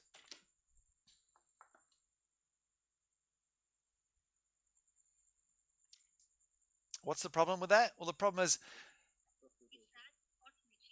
yeah, he didn't call himself a cheat. This was the difficulty. Modi might have been completely right. It might have been a cheat. But the really important point is that Modi had to prove that. It wasn't up to Cairns to disprove. Cairns only had to prove those three things, and he did. Modi had to turn around and prove on balance of probabilities to the, and again, it had a jury in the situation, that Cairns was a cheat, because contextual truth is a defense, but he couldn't do that, so he lost. So Cairns got $900,000 as a result, almost $1 million.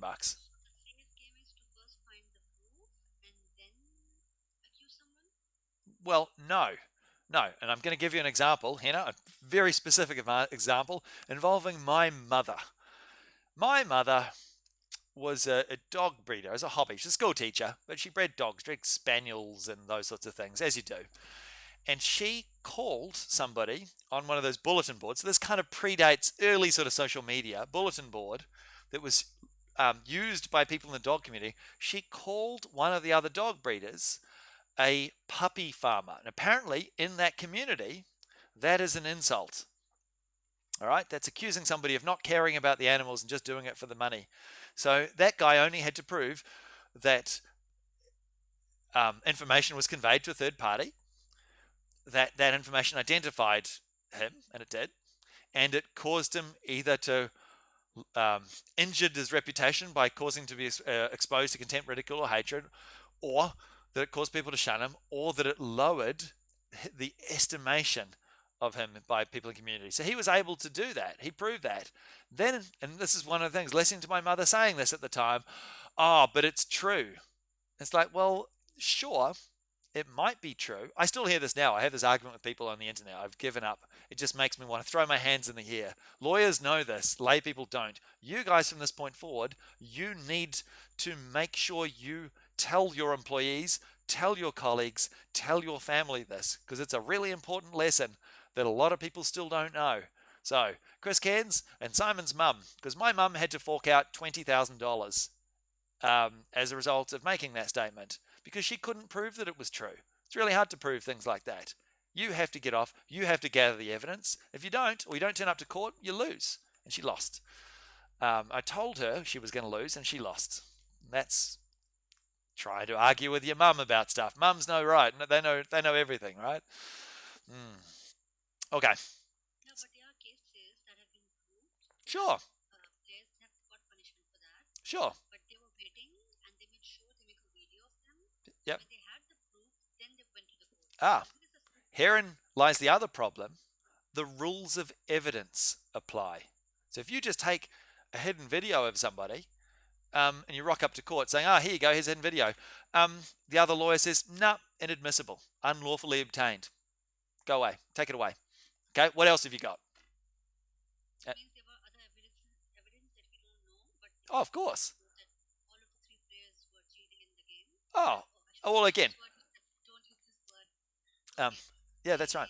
The rules of evidence apply. We have the rules of evidence, long standing rules that are in place to make sure that information that is put into the court is fair. It's fairly obtained. It has to be relevant, and it has to be what we call admissible. And evidence which is not relevant, in other words, doesn't tend towards proving things, can't be admitted. So, for example, information that Chris Cairns cheated while playing chess, or that's not a good example. It's quite hard to cheat at chess. Information maybe that he cheated at Monopoly with his friends, right? That doesn't go towards proving that he cheated at cricket. Therefore, not admissible. Can't go before the jury. You're not allowed to do that. In the non-admissible evidence. Yep. If they are obtained illegally, that's I mean the court doesn't have to take care. But the illegal evidence show a proof that someone is innocent or things like that, them has to be taken account. You can take into account all evidence that can be adduced and is put usually to the jury. Defamation is the only type of civil matter that has a jury. It's one of the very, very few times that you'll have a jury because you have to literally, the information will go to the jury, then they'll make a determination. So the Chris Cairns matter had a jury. And the most important piece of evidence that cannot be adduced is what's called hearsay. So, for example, Mr. Motti saying, I was told by Lou Vincent that Chris Cairns was a cheat. All right? What's the problem with that? Well, the problem is Mr. Motti can't adduce that evidence to the court. You can't. You're not allowed to. You have to get Lou Vincent, who had mental health problems and did admit to cheating. He had to go into the court and he had to give evidence about what was said in the conversation. You can't have things that another person has told you and adduce those to the court. It's called the hearsay rule. It's a long standing rule of evidence, not intuitive, not known by a lot of people. And I really hope if there's one thing we take away from this, don't say bad things about people because it ends badly because the damage awards at the moment in Australia are probably too high. There's a lot of rumblings about actually Parliament going through and limiting these things. So at the moment, making nasty comments about people on social media. Who here is in the Douglas Neighborhood Watch group? Is anybody in that Facebook group? Maybe not. No, you're not. If you're in Douglas, you're on Facebook, you can enter that group and people do it. But anyway, I appeared on it wearing this shirt. If you enter that group, go back. There's a picture of me and my friend Sarah walking along, and some woman took photos of her and said, "Oh, these two people are looking suspicious."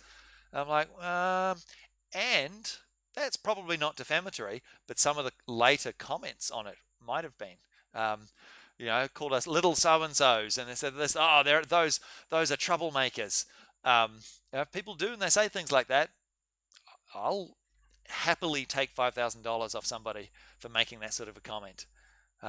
People are out there and they don't appreciate these things, that if something is true, you've got to prove it. All right. So there are a bunch of defenses that you can do to try and get off these things. Some are in the common law, and some are in statute. But just before I get there, I'll just talk about this.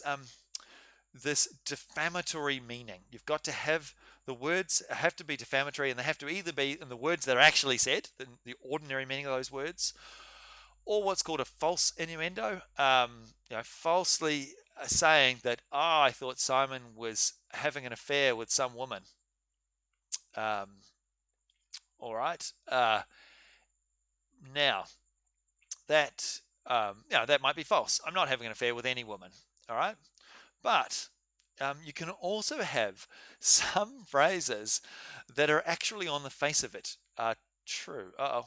Oh, no, no, no, no, no, no, no. Computer, my computer's just had a little accident. No. No, no, no, no, no, no. Oh, no, I'm probably going to have to reboot, guys. So if you guys can bear with me. Yep, yeah, no, it's gone. My computer has just had up. All right, I'm just going to jump out and I'll jump back in.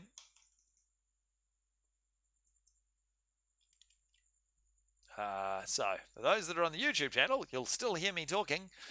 I'm going to just reset the collaborate session. It has just died. Close the program. Bloop. Bum bum. Bum bum bum bum. Going to jump out. Going to jump out. Going to jump back in. So again, if you guys can hear me, I'm just restarting Chrome. Just bear with me for a minute. Sorry about that. I'll put some extra bits of information in here. And that your false innuendo could be Simon is having an affair. A true innuendo is I saw. Oh, it's not a very good example. I'll wait till the thing comes up. Come on, come on, come on. Ah, that sucks.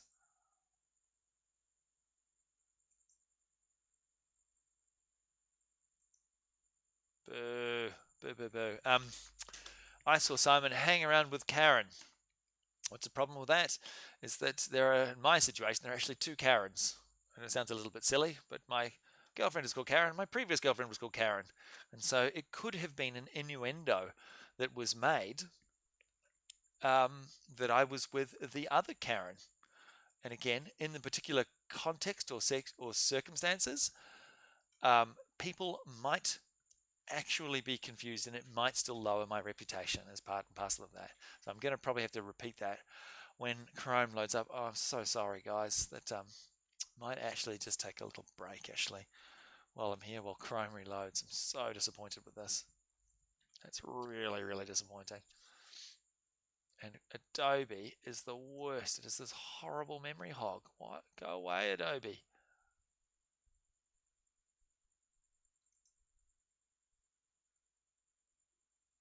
Oh, come on.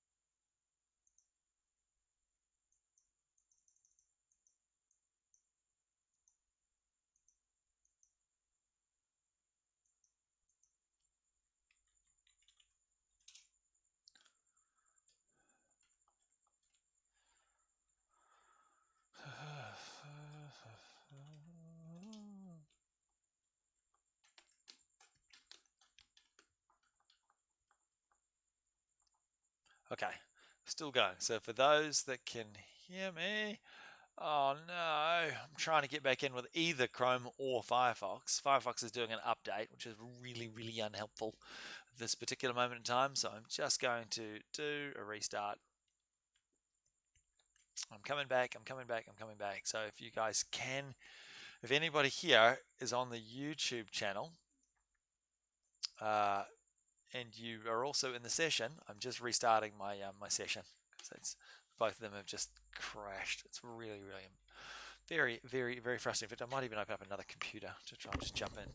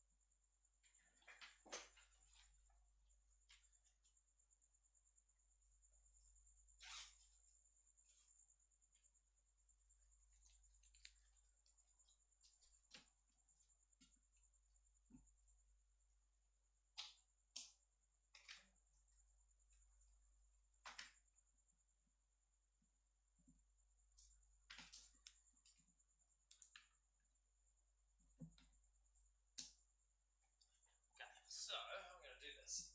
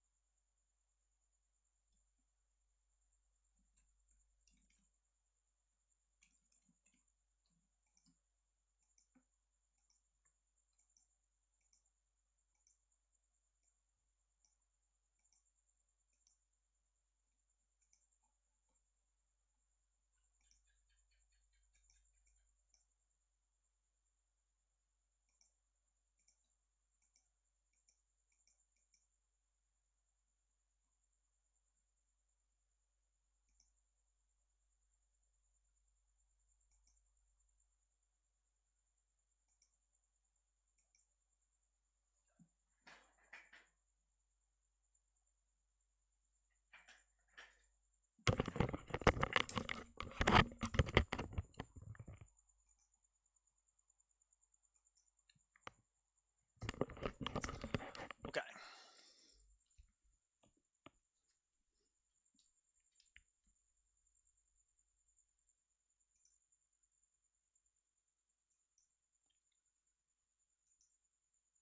Sorry about that all. My crime session just died. And then trying to get Firefox to die, and like between all of these things, these massive memory hogging things, uh, it wouldn't let me kill the tasks, and Task Manager died. I don't know what was happening there, but anyway, back now. So just a couple of things just to make a note. The with defamation, so it can be what you say, the ordinary meaning of words can be a false innuendo. Hey, I saw Simon um, having an affair with his friend Lani, which is false. All right, it's false now. But you can also have a true innuendo, and that could be something which, strictly speaking, is true, which could be here, for example. I saw Simon making out uh, with with Karen. All right.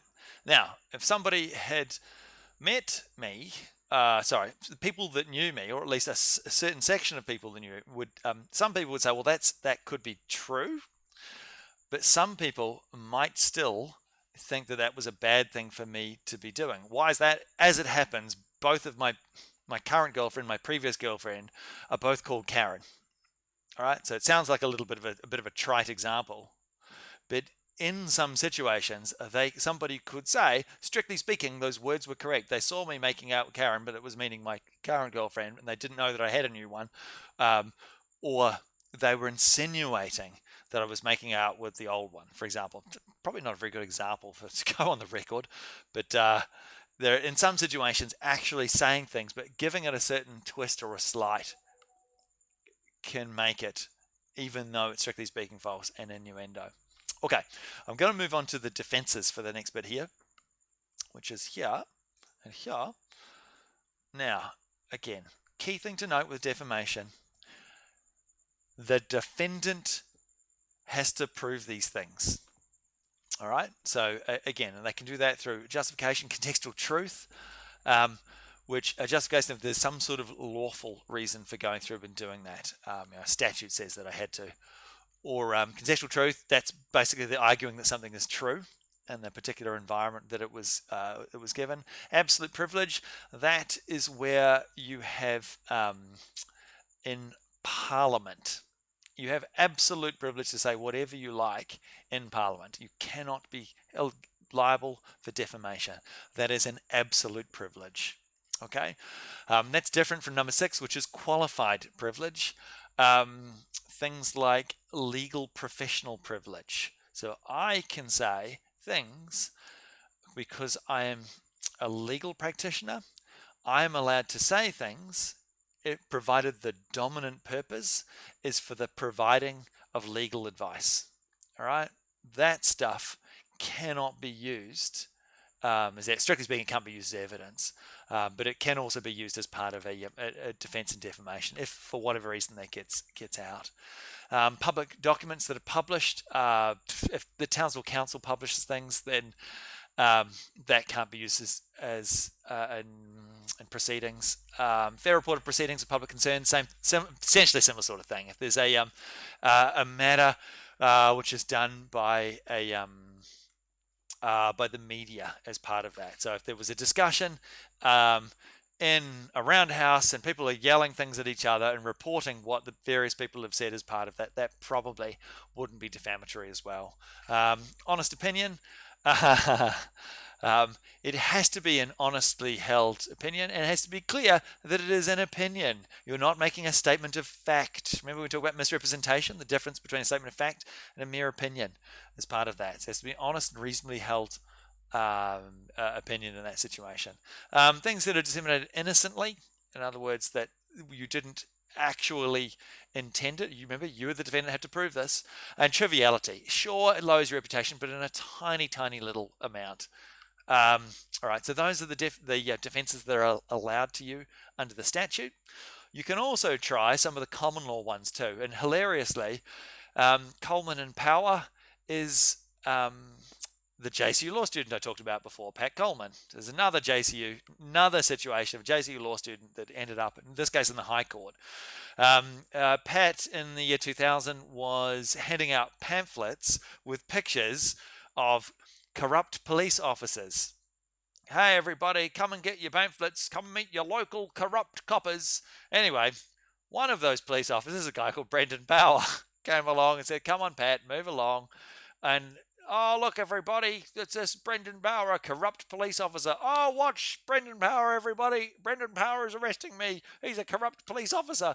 There's Brendan Power, the corrupt police officer. So anyway, the issue is, all right, this went all the way to the High Court, so it went to the local magistrate's court.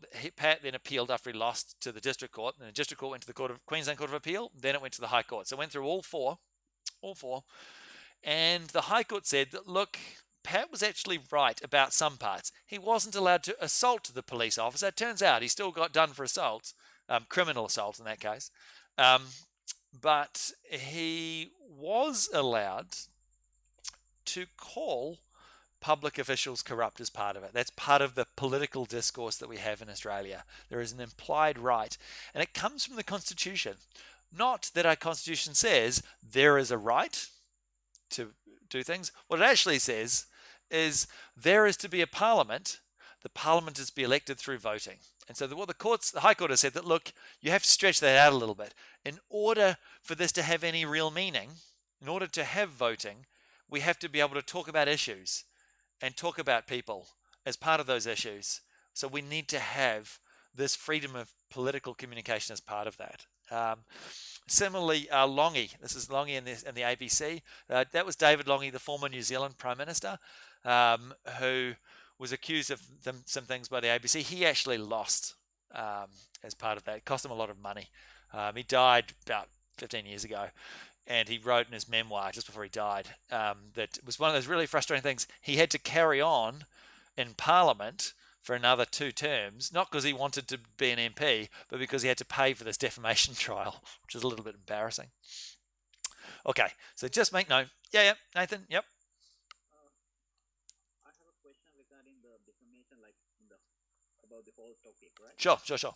Yeah, in the court, when someone is arguing on stuff, if they put a blame on me regarding a wrong thing.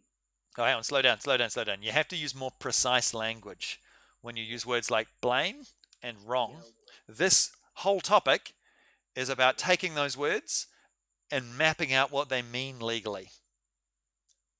Because, and just this is a good segue to the next slide, because one word that comes up more than any other when lay people are talking about stuff, that is the word accident.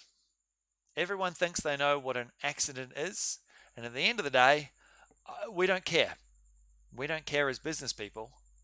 We care about who pays for it. All right, so I'll segue to that if I can, Nathan. I'll come back to you. Is that all right? I'll come back to your question a little bit later. Just I might want to reformulate a little bit, because this next slide is the big tort. This is the big area of essentially this particular topic, the tort of negligence. Because whenever, if you think about it, if you're driving along and there is a crash, all right, let's say 2 cars both go into a car park and there's a crash, all right, we use the term accident to describe that. All right, it's an accident. But usually the reason why you want to say it's an accident is because you don't want to be the one who pays for it. The tort of negligence is about allocating costs for things that others would normally say are an accident. Why? Because if things are deliberate, if they're intentionally done to harm other people, there are other torts for that. Intention's quite hard to prove. All right, intention is hard to prove. We don't care about whether a thing is an accident or not. We care about who has to pay for it. When somebody crashes into the back of your car, who has to pay for it? There's a question. It's a genuine question. I'm going to put it on a little poll. My little poll here. If I brake suddenly, and I'll give an example, and Hina crashes into me, who pays? If I brake suddenly and Hina's in the car behind me, who's going to have to pay in that situation? Oh, I put yes and no. Well, that doesn't help. Oh, sorry. Sorry. Hang on, guys. I'll just copy that out. I've used the wrong poll. Sorry about that. Poor old Hina. I'll go back here. It's multiple choice. It's either me, Hina, or no one. By no one, I mean bearing your own costs.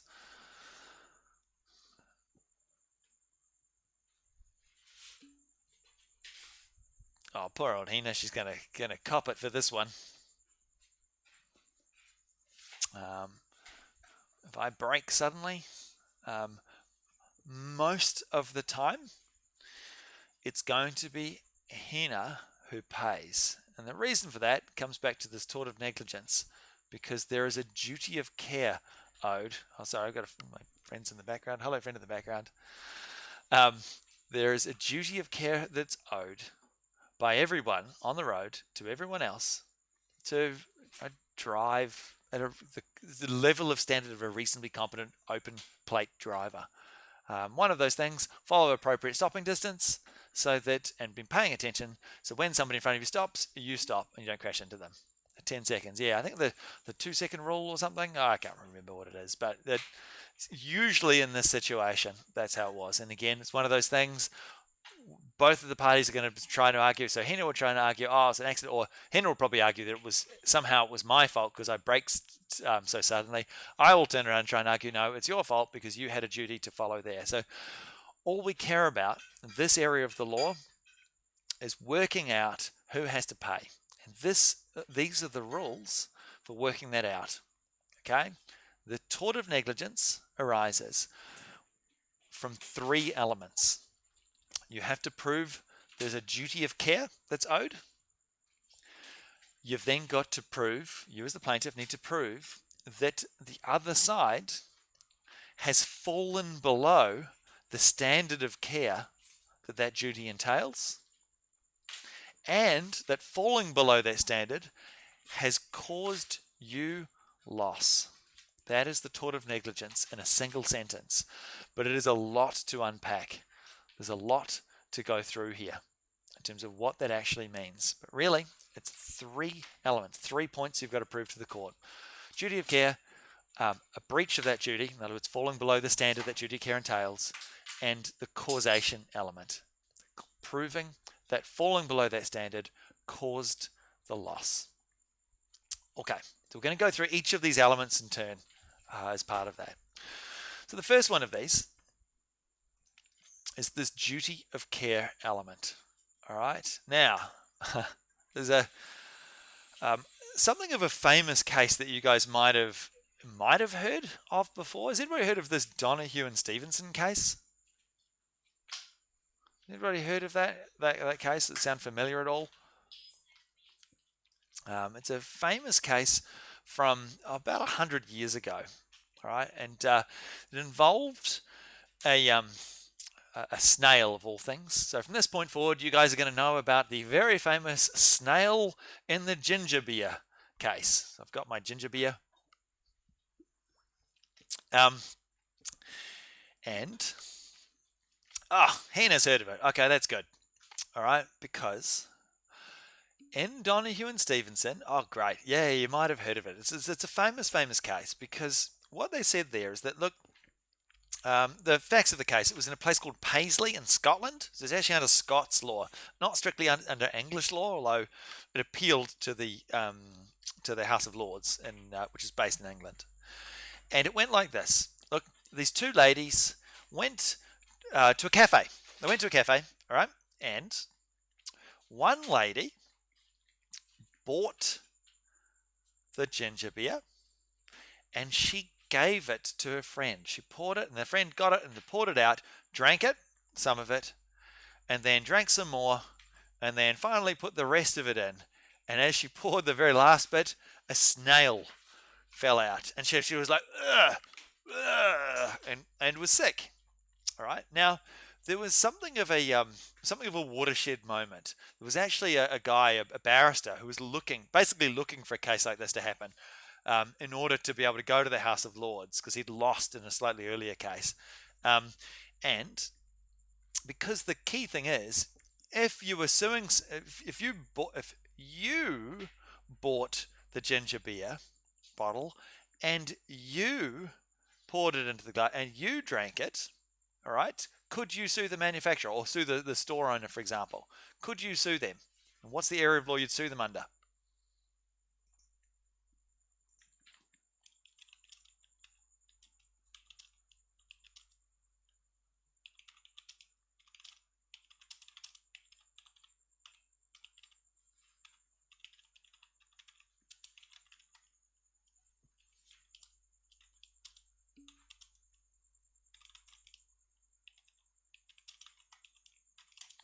There's my question. Consumer law, yeah, although 100 years ago, you didn't have much in the way of consumer law. You did have the Sale of Goods Act, I suppose. I suppose Sale of Goods Act would have applied in that situation, but no, not leisure. No, that's the point. So this is the point here. You'd be suing a contract. You're suing a straight up contract law. Store sold you this this bottle, and the bottle had a snail in it. All right. As part and parcel of that, you're in breach of contract. I asked for a as part of this contract was for me to be served this drink. There's an implied term that goods are fit for for whatever purposes. In this case, a snail in a bottle, and you're sued for breach of contract. The key thing here is, this is the really important bit, it wasn't the purchaser that drank the bottle. Oh yeah, everything has to be proven. Everything always has to be proven. That's right. But the key thing here is that, and at the time, the law would not let you sue. Why? Because at the time, in whenever it was, I don't know, even 19, it was a couple of years before that, so 1928 or 29.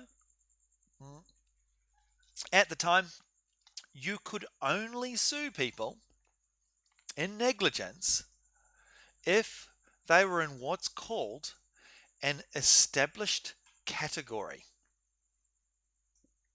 All right, what does that mean? It means you could only sue if the common law already recognized that a person owed another person a duty of care by virtue of that position. So what does that mean? Employers owed employees a duty of care. Owners of land owed occupiers of land a duty of care. Drivers owed passengers a duty of care. Don't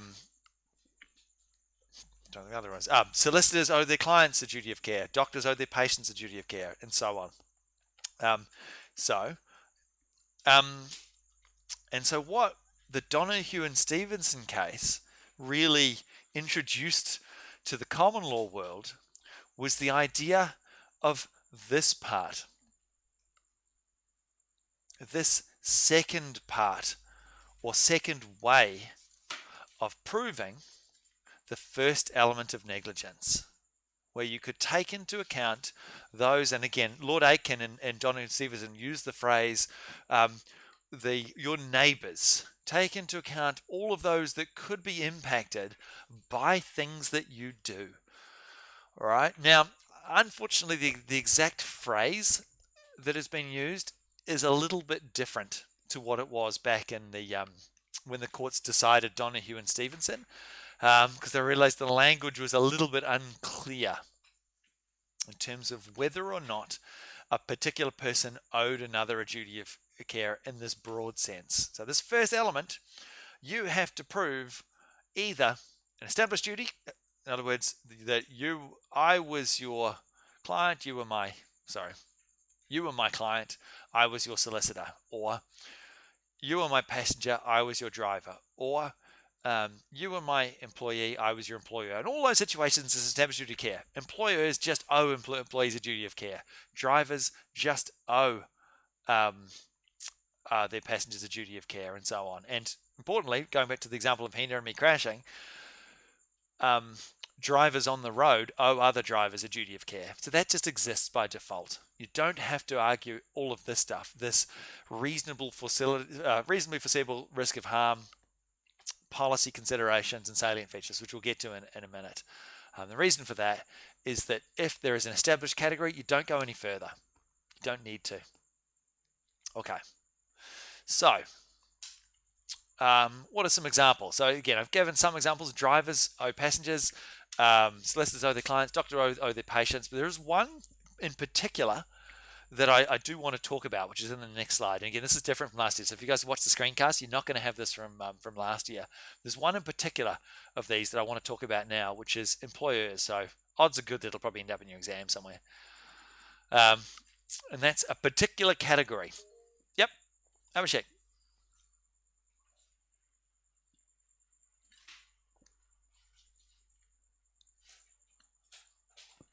Is your mic on?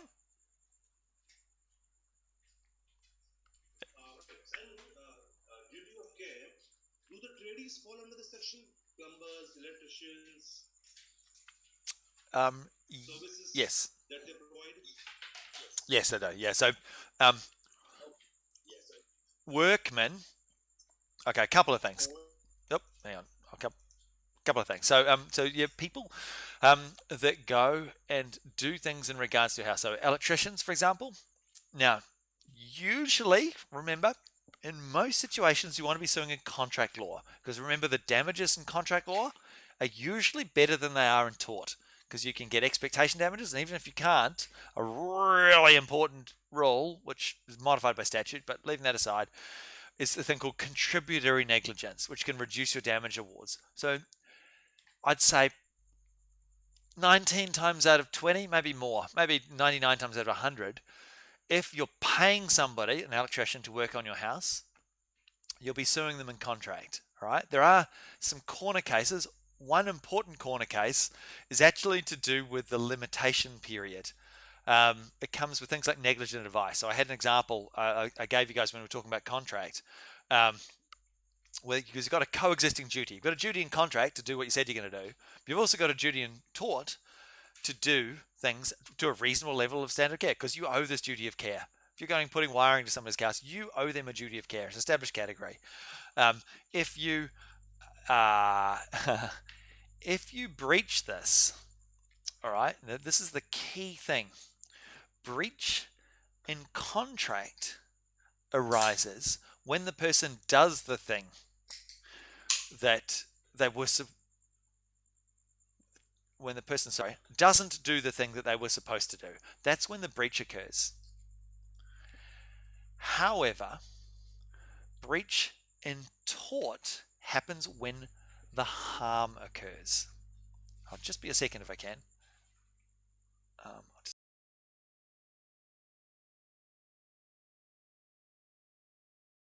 Don't do anything. Cool. All right. So the key takeaway from that, yeah, I'm worried about my thing. I'm just worried about that. I'll just check this computer here. Sorry, guys. Just be a second.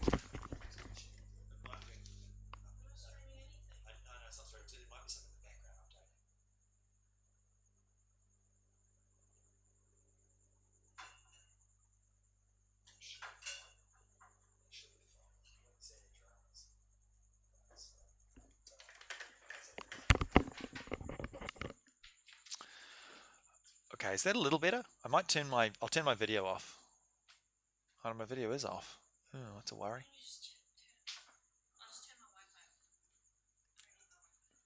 Okay. Is that better? It's okay now. Okay, cool. All right. So that I had a situation where a person had got bad advice from an accountant. There we go, for all those that are studying accounting. And she gave the advice like 7 years earlier. And the advice was not noticed until 3 years after the advice was given, when bad things started to happen. All right. So the harm, based on where we are now, happened only 4 years ago. But the breach in terms of contract happened 7 years ago, which meant we could not sue. You have to bring an action in contract within 6 years. So we could only sue in tort. What does that mean? Unfortunately, one of the defenses we'll talk about later applied, which was contributory negligence. So that made things harder. It's also harder to prove. Generally, proving negligence is hard. But the first element is satisfied with an established category. Yeah, Abhishek. Can lawyers be sued under this law? Absolutely, and they are all the time. So we must, when we obtain our practicing certificates, take out insurance. Appreciate, guys, that this law that you're learning here, this is the law of the state of Queensland and the Commonwealth of Australia. This is actually how the law works. I'm not kidding. I'm not going to labour the point too much. What you find, though, in practice, because you can be sued for negligence all over the show, most professions, including the accounting profession, the legal profession, architects, engineers, electricians, all are obliged to take out insurance so that when people get sued, the customers are protected in some way. Now, with lawyers, the Lexon Insurance is called. It's wholly owned by the Queensland Law Society, and you're going to love this. It is incorporated in Singapore. So the insurance company for the Queensland Law Society is incorporated in Singapore. There's a few reasons for that, a few tax reasons, and also that when you start to learn more about laws, you'll learn how much power the Law Society has. It's terrifying. And um, occasionally, when things go very badly and a lawyer goes and steals a whole bunch of money, they up the premiums. And so I do remember the guy who I taught trust accounting last year at JCU, but the previous person is now a magistrate, Magistrate Terry Brown, had taught it since the 90s. He taught it about 20 years. And he had made the comment to us that just the year that he started, somebody in the Gold Coast stole a massive sum of money. So every lawyer in Queensland had to stump up thousands of dollars in order to compensate the these people, these poor people in the Gold Coast, where the lawyers stole the money. And that was an intentional thing there. But the idea is the same for negligence as well. Negligent advice, you get sued. You must have insurance. It's expensive. And so, Australia being a litigious society, you find that insurance is here and it's expensive. In particular, personal injury insurance. I'm a New Zealander, and so in New Zealand, here's a piece of information for those that are ever going to travel to New Zealand, which is probably no one at this stage. New Zealand has what's called a no faults accident insurance scheme. So if you are in New Zealand and you fall over and you break your leg and you go to hospital, you don't have to pay. I know, good, eh? And so if you're injured driving, all right, you're compensated. If you're injured playing sport, you're compensated. If you're injured escaping from prison, you're compensated. It's a no faults system. It's a little strange for Australians, certainly for Americans, to understand that system, the way that it works over there. It's from who? Sorry, from a guy, I don't understand. Compensated from who? Or you people aren't liable. Who give the money? Who compensate you? The state? Yeah, yeah. You pay a levy. Employers pay a levy based on the type of industry they're in. So some industries and some people pay a levy which is higher. So the like clerical workers pay sort of essentially it's like a tax of between, I think it sets at the lowest rate's about 1.1%. The highest rate, I love this, is professional rugby player. They have to pay 18 cents to the dollar, an extra tax essentially, when they yeah, when they it's like it adds to your income tax. You also pay as part of your motor vehicle registration as well. Yeah, I'll fall everywhere. That's right. That's right. It's capped at the amount you get, and the idea, and people do this, and they fall everywhere, and then they go back to their home country and then ask for compensation, and the New Zealand government goes, no, no, no, no, no, no, no. It only applies to be compensated for all of your medical expenses inside New Zealand. It's an important gotcha. You can go and use New Zealand hospitals to get fixed, to get better, to get back to work. New Zealand physios, New Zealand psychologists. You go back to your home country and try and send a bill to the it's called the ACC. If you try and send them a bill, they'll laugh at you. No, got to be done in New Zealand. There you go. It's a little bit of a gotcha, but it does mean that New Zealand has a very robust adventure tourism market where you can do all sorts of basically dangerous activities, because businesses are much more willing to have these sorts of activities because they know they're not going to be sued for millions of dollars if people injure themselves. So that's the way the law works in New Zealand. So just make note, it is not a litigious society. One of the nice things is, if you rock up in New Zealand to a football game, and football for me is rugby union, for most of you guys, football is going to be soccer, and for most people who live in North Queensland, football is rugby league. If you live in Melbourne, it's AFL. All right? So if you want to rock up, you've got a pair of boots and a mouth guard, you can just wander on the field and start playing. You don't have to pay anything. That's not how it works. Whereas here, for those that play social sport, which when social sport starts again, should be all of you because it's awesome, you have to pay, but it is quite expensive. Playing sport in Queensland is really expensive, in my mind anyway. Okay, so I just want to talk about, so again, there's those two types of duty, either established category or making it up on the facts. Here, I want to talk about specifically the employer's duty of care, which, again, may come up in your assessment. But the first thing to note is that by default, employers owe employees duty of care. They just do. All right?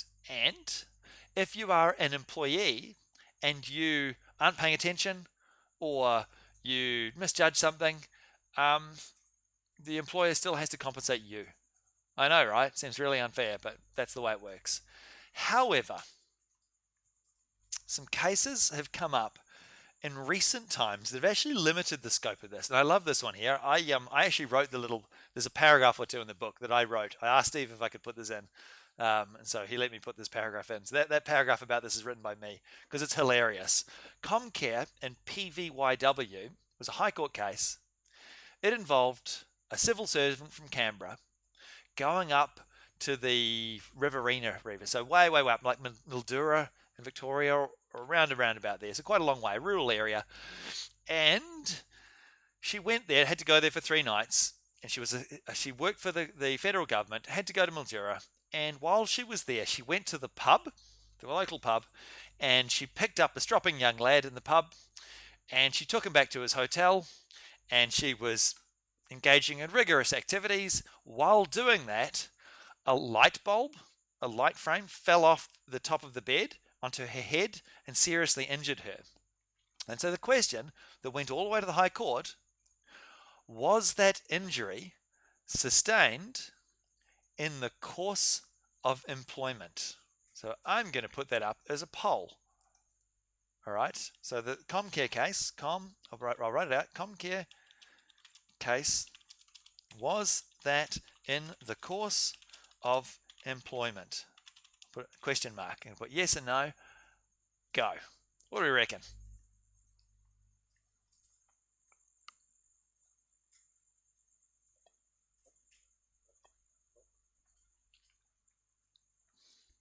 Oh, it's pretty evenly split.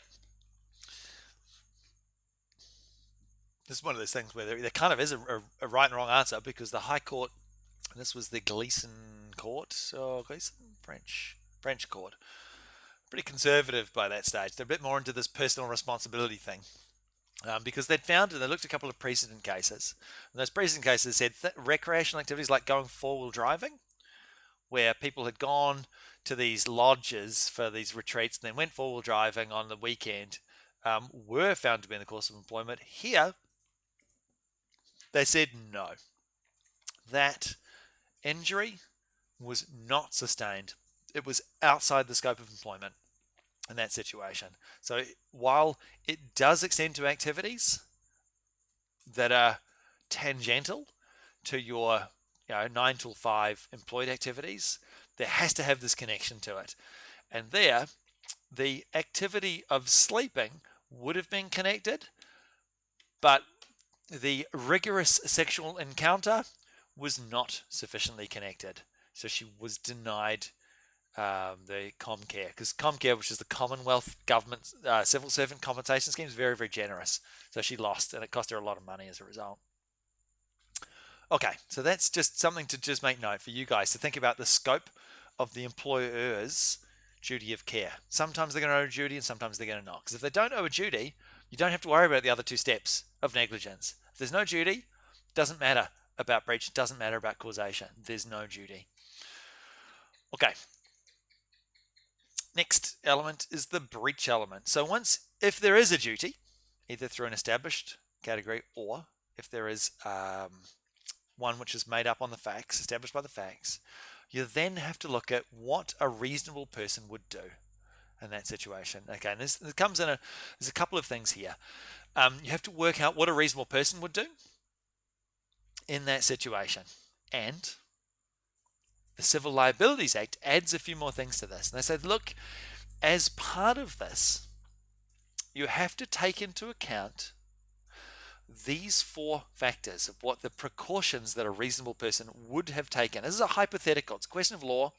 What would a hypothetical reasonable person have done in that situation where they owed a duty of care? So going back to me and Hina, what are some things that if I'm trying to take an action against Hina crashing into me, what are the sort of precautions that she would take as a driver? What do you guys think?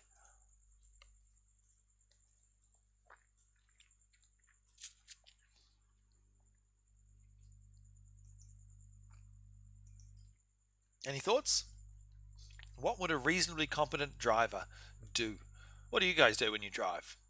Do you drive at 90 k's in a 50k zone? Follow We the drive rules. in a zone. Yeah, you follow the rules. You follow the road rules. Keep your distance. You pay attention. You take the precautions that a reasonable person would do in that situation.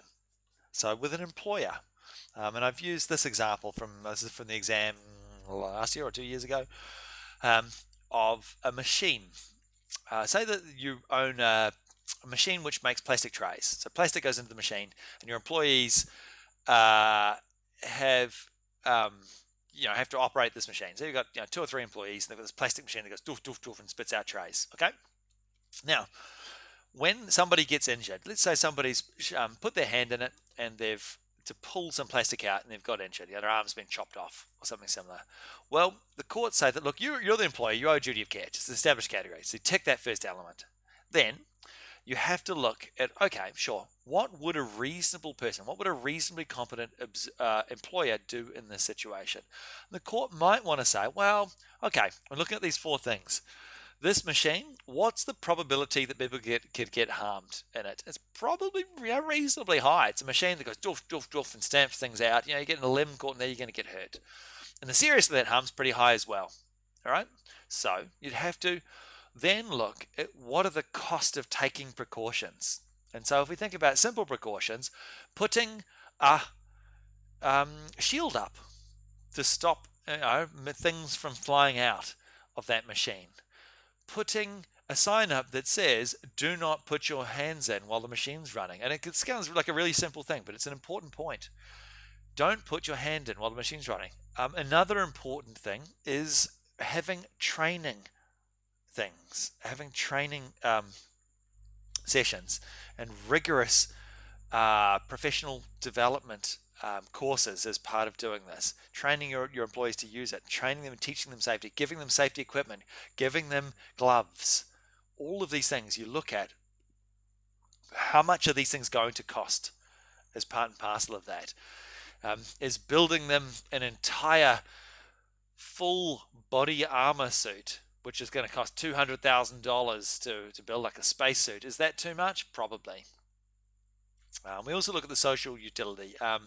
That is how good the particular activity is. So most businesses, we like to think that they've got a reasonable amount of social utility. You're keeping people employed and so on and so on. Similar things apply for things like childcare, grandparents looking after small children. Employer will always lose. But argue this. Well, of course they're going to argue that. It's whether they're going to win though, because remember, it's a reasonable person. It's not always the same. Sometimes the courts will say as a question, because once you've determined what the standard is, you then look at what this employer actually did. Because of course the employee is going to try and argue they haven't been trained enough. The employer is going to argue they have trained. But the key thing is, this is a 2-step process. So in terms of knowing and understanding this law, really, really important. Follow SOP. I'm not sure what SOP is. Standard operating procedures. Oh yeah, sure. Having those sorts of bits. But the key thing is when understanding this element, and it's quite hard to get your head around, I think, the judge, without even looking at the facts, will work out what a reasonable person would have done in this particular set of circumstances. All right? Would a reasonable person have put signs up? Would a reasonable person have had a training session every week, or maybe every month, maybe once a year, maybe twice a year, maybe send them on Cert 4s? This is why this area of law is really quite confusing. Because when you rock up to court, you're going to make an argument to the judge. Both of you are going to say a reasonable person would have had training every week. That's what the employee is going to argue, assuming maybe the employer had erratic training once a month or something. The employer would say, a reasonable person would do it once a week. Whereas the employer would say, no, a reasonable person would have done it once a month, or once every 2 months, or once a year. So you make this argument because the judge determines what a reasonable person would have done. I know it seems really, really strange when explaining this. Judge works out what a reasonable person would do. That is a question of law. All right. Then, once the judge works this out, she or he looks at what actually happens. Because when you compare what ought to have been done as a reasonable person, taking into account probability of harm, likely seriousness of that harm, the cost of taking precautions, and any social utility, taking into account those things, judge works that out, then looks what actually happened. If what actually happened fell below that standard, then it's a breach. This element is satisfied. This is a really tricky thing to get your head around, I think, anyway. It took me a few goes. It's a question of law for the judge to work out what a reasonable person would do. Once they've done that, they then look at the facts, what actually happened. Did the person fall below that? If they did, that's a breach. That is the second element satisfied. Now, once you've satisfied that, as the plaintiff, the person bringing the action, you then have to prove the causation step, which is the tricky one. Because this comes in two parts as well. You've got to prove, first of all, that falling below that standard in the breach element, so you've got what the reasonable person did or would have done, then what this defendant actually did. You have to prove that falling below that standard caused a loss. In other words, going back to the machine, if the judge says, a reasonable plaintiff would have had a training thing once a week and would have given them gloves and would have put a shield up, all right? The defendant didn't do any of those three things. They only had training once a month, all right? And they didn't put a screen up and they didn't give them gloves, okay? Now, as the plaintiff, you've got to prove these three elements. You have to prove that, look, if the person did do those things, you would not have suffered loss. That is the but-for test. Because in contract law, we use the but-for test. That's the main test you use in contract law, tempered by a little bit of common sense. Here, we actually have three tests. The plaintiff can argue all three. You can argue just one. You can argue anything you like. All right. And so the first one is it's not really the common sense. It's really called the natural and ordinary test of causation. The courts look. Would a reasonable person looking on the situation think that it was caused by the breach? In other words, falling below that standard. Would we, as lay people looking into this, just using the ordinary word cause, think that the breach caused the harm? That's this first test. The second one is the but-for test. That's the one that they use in contract law, where the plaintiff has to prove that if the guy had did what a reasonable person would have done, the plaintiff would not have suffered loss. Okay, so the plaintiff here in that situation with the machine, they would rock up and say, look, if they'd put the screen up, if they had the training once a week, and if they gave me gloves, I wouldn't have lost half my arm. All right. Sure, the other side's going to argue the opposite. Oh, yes, you would.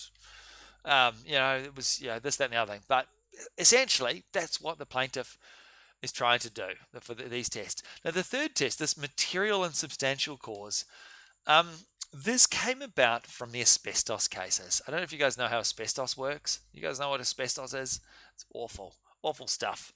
It was very popular in Australia in the 1970s, where it's a mineral. It's a naturally formed mineral. Comes from a rock called chrysotillite.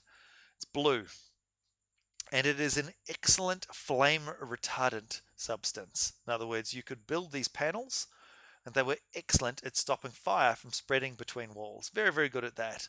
However, the fibers that come from chrysotillite, the asbestos fibers, when they get airborne, They're long, they're fibrous, and they get in your lungs and they kill you. But, and this is why this was a problem,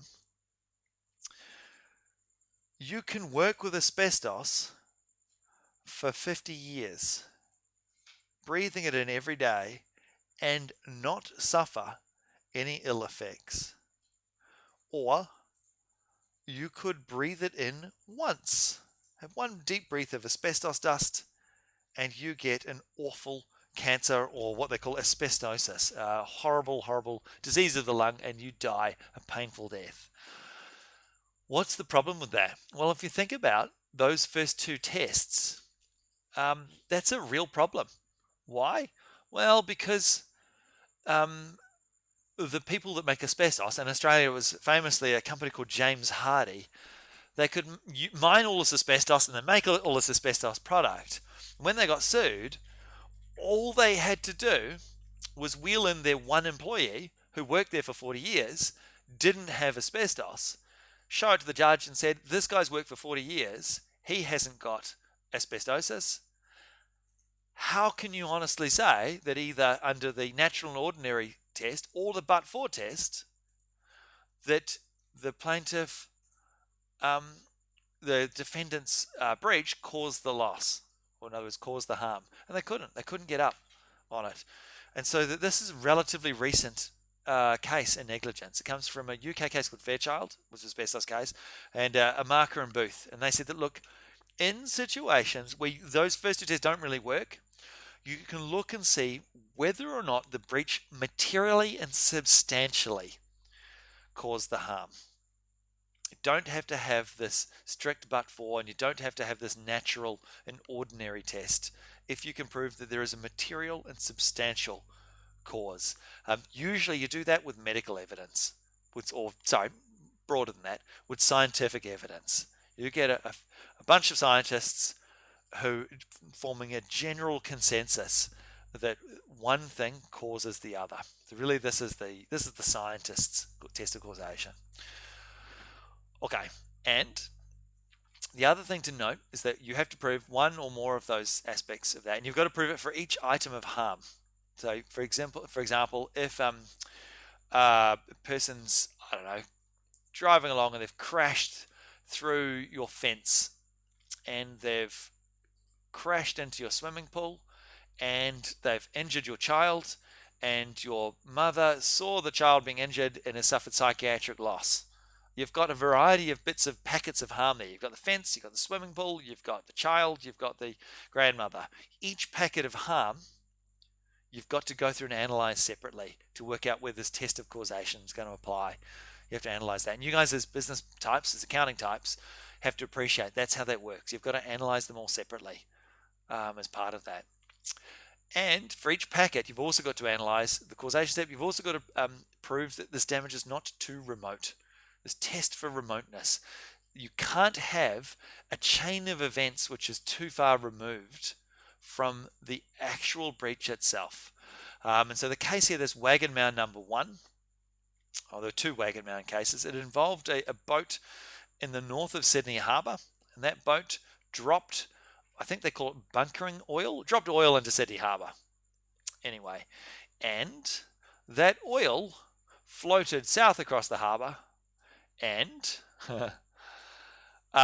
floated near a couple of other boats on a jetty elsewhere in the harbour where some people were doing some welding, and some welding sparks somehow ended up on some cotton and the cotton got set alight.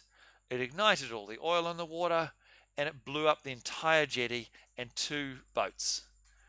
And so they had to look at this test, whether or not this damage is too remote. There they said, in that situation, actually, this is an unbroken chain of events. You didn't have to foresee when you dropped the bunkering oil that it was going to burn down the entire jetty, but you could have foreseen that something bad's going to happen if you do this in the middle of Sydney Harbour. All right, there they said it wasn't going to be too remote in that situation. So that's the 2 things you have to prove in this causation element as part of that. Clear as mud? Clear as mud. Look, this stuff actually is going to take a little bit of a little bit of going over, I think, in regards to you guys going through your text, possibly going back through this material as well. So I'm just going to quickly go through the last few things, which is defenses. There are two that I care about for this subject. One, you can prove if you, as the plaintiff, succeed. You prove those three elements, sure. And you've been particularly you've suffered personal injury, no, economic injury as well. The other side, the defendant can prove, if they can raise a defense on balance of probabilities, that you, with eyes open, voluntarily assumed the risk of harm. Okay, Woods and Multisport Holdings was the other cricket case that I promised, involving indoor cricket and helmets. So this happened in the 90s, and it was a person who was injured playing indoor cricket, and it wasn't mandatory at that particular indoor cricket place to wear a helmet, and the guy got injured, didn't wear a helmet, got injured. He was a cricket player, and one of the arguments they tried to have, went to the High Court, was the guy was a cricket player, therefore he knew the risk of that sport. And the High Court said, nah, no, that's not the case. Indoor cricket's a different kettle of fish. Helmets are a relatively recent phenomenon. It was really, it wasn't within the scope of most people's knowledge unless they played indoor cricket a lot. And that wasn't the case. This guy had only played a few games. Therefore, didn't voluntarily assume the harm by not wearing a helmet, and they didn't win. Valenti's quite hard to prove because it's not often that people voluntarily assume the risk of harm, particularly harm for personal injury. The much more important thing to note is this idea of contributory negligence. Very, very, very, very, very important. What that means is that if you win as the plaintiff, the defendant can, to reduce their damage awards, can argue that you were slightly at fault as well. That your conduct actually contributed to your own demise. That you were contributorily negligent in the same set of events.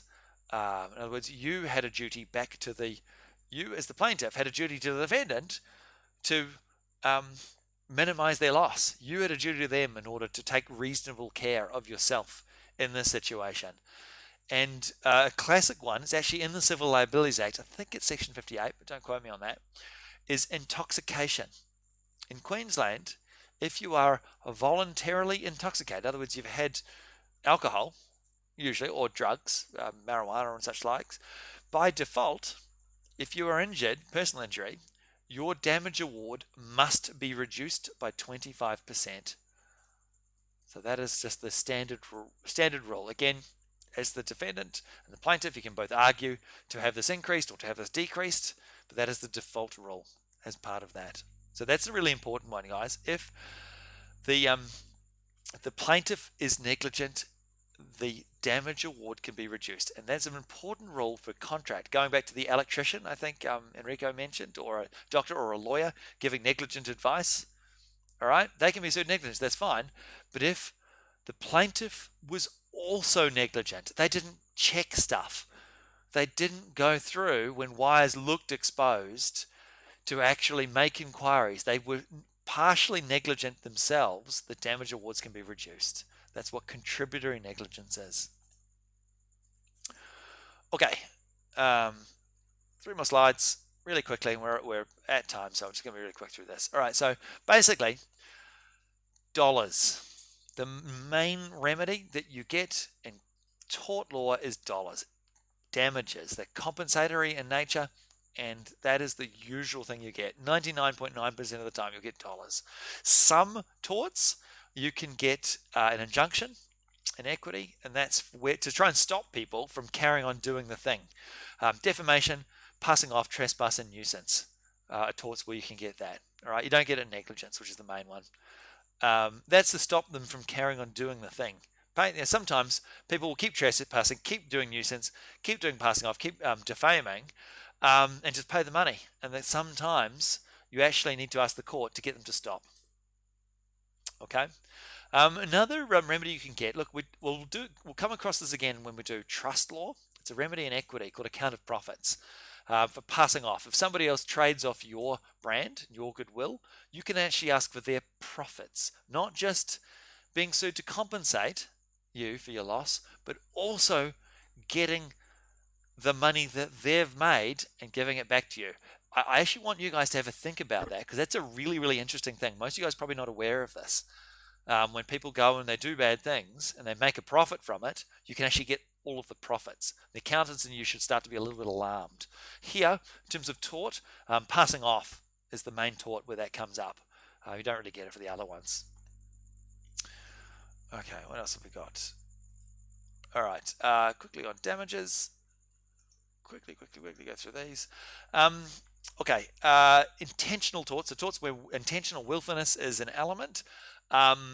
You get things that happen as a consequence of that. Doesn't matter that things aren't reasonably foreseeable. Really important. So tort of deceit, tort of battery, false imprisonment, and defamation. So you get things that are a natural and probable consequence. You don't have this test for reasonable foreseeability. For the non-intentional, where this willful thing isn't part of it, you can only get things that are reasonably foreseeable in terms of harm. Okay, there's these types of damages here. Now, usually you get, because tort is compensatory, you get things to compensate you from injury to your person, and that can include injury to your mental health, right? But you've got to calculate that. Manis, Misens, and Pusey. You can get injury from property damage, to compensate you for loss of property, or for economic loss, if you can prove that your economic interests have been harmed in some way. Okay, and you need to note that damages for a cause of action, when you bring an action to the court, they're awarded a lump sum, and it is a once and forever amount. You're given dollars to compensate you forever and a day. That's why they have to be large. So if you've been turned, as my friend Jamie, had an injury from the Queensland government, an awful case where he was a helicopter pilot off the Cape back in 2009, and he was doing a rescue on a winch, on a helicopter. He was a paramedic, and he was winched down, and there was a storm, and the helicopter guys had to make a decision. The helicopter looked like it was going to crash, so they cut the rope. So he fell, and he's a quadriplegic. He has only limited use of his hands and no use of his legs at all. All right, that's an intentional tort. It was done deliberately. As such, there was no. They had to compensate very, very, very well. The Queensland government settled that without having to go to court, and he received a very, very large sum of money as a result. But the key thing is, you get it once. All right, it's really, really important. So these things came up in the 90s where people were getting millions and millions of dollars. That's what happens in the United States. So we get these very large sums. Also note this last rule here, Malik and JC Hutton, where something that's practically certain, so greater than 99%, they're going to deem it to be certain, and extremely speculative things that are less than 1% chance is too remote. That's going to be far too remote. You're not going to get damages from that. Okay, very last slide. Quickly go through this one if anybody's still there. All right, nominal damages. All right, and going back to this, me throwing my hat at Enrico, if Enrico is bitterly insulted, goes to court, he will get nominal damages, which is this token amount to demonstrate his rights were infringed. Here's $25 or $100 that Simon has to pay him. Sure, go away. That's all we know. Now, all right, that doesn't usually happen very often. And going back to the Egg Boy case, Fraser Anning could have sued, but he would have got nominal damages for suing. The most common form of damages is ordinary damages. Okay, they're awarded when to compensate you.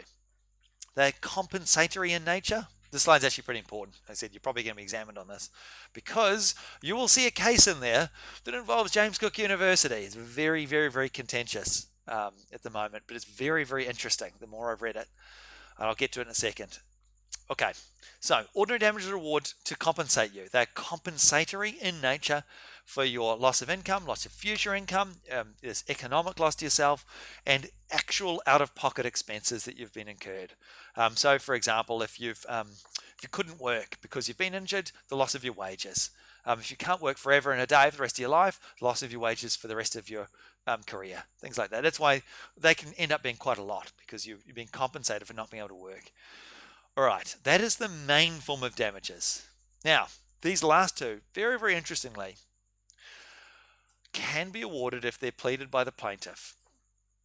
I'll start with the second one, which is exemplary damages. This is very, very unusual. These two don't come up much. All right, they occur in situations where the court wants to punish the defendant. All right, it doesn't happen very often. All right, they want to punish and deter the defendant from doing things. This behavior that this defendant has done, we don't want other people to do that. All right, and so this type of conduct for policy reasons requires the defendant to pay the plaintiff more money. Doesn't happen very often, because if you think about it, the fact that it happened to the plaintiff was really, this is a public policy thing. It's almost like it should be a fine more than anything else. But exemplary damages do exist as a common law remedy. Pretty rare. Also very rare is what's called aggravated damages. Now, they are awarded where the person's right to infringe and their injury has gone so far and away beyond the conduct of an ordinary situation where they'd be able to seek compensation and it's said usually for insult or humiliation. And so the example is there's one in false imprisonment. I'm not sure if it's Lamb and Contagion. I'm not sure. I have to go and check. Where false imprisonment, you get a lot of pretty large damage awards. It said Pat Coleman, he got like $20,000 for being hauled away from his protesting. Okay. Now, again, I can't remember this case. I can hunt down and find out. But there was a case where two security guards were hauling somebody out of a shop. All right. This sounds really awful, but I'm saying this deliberately.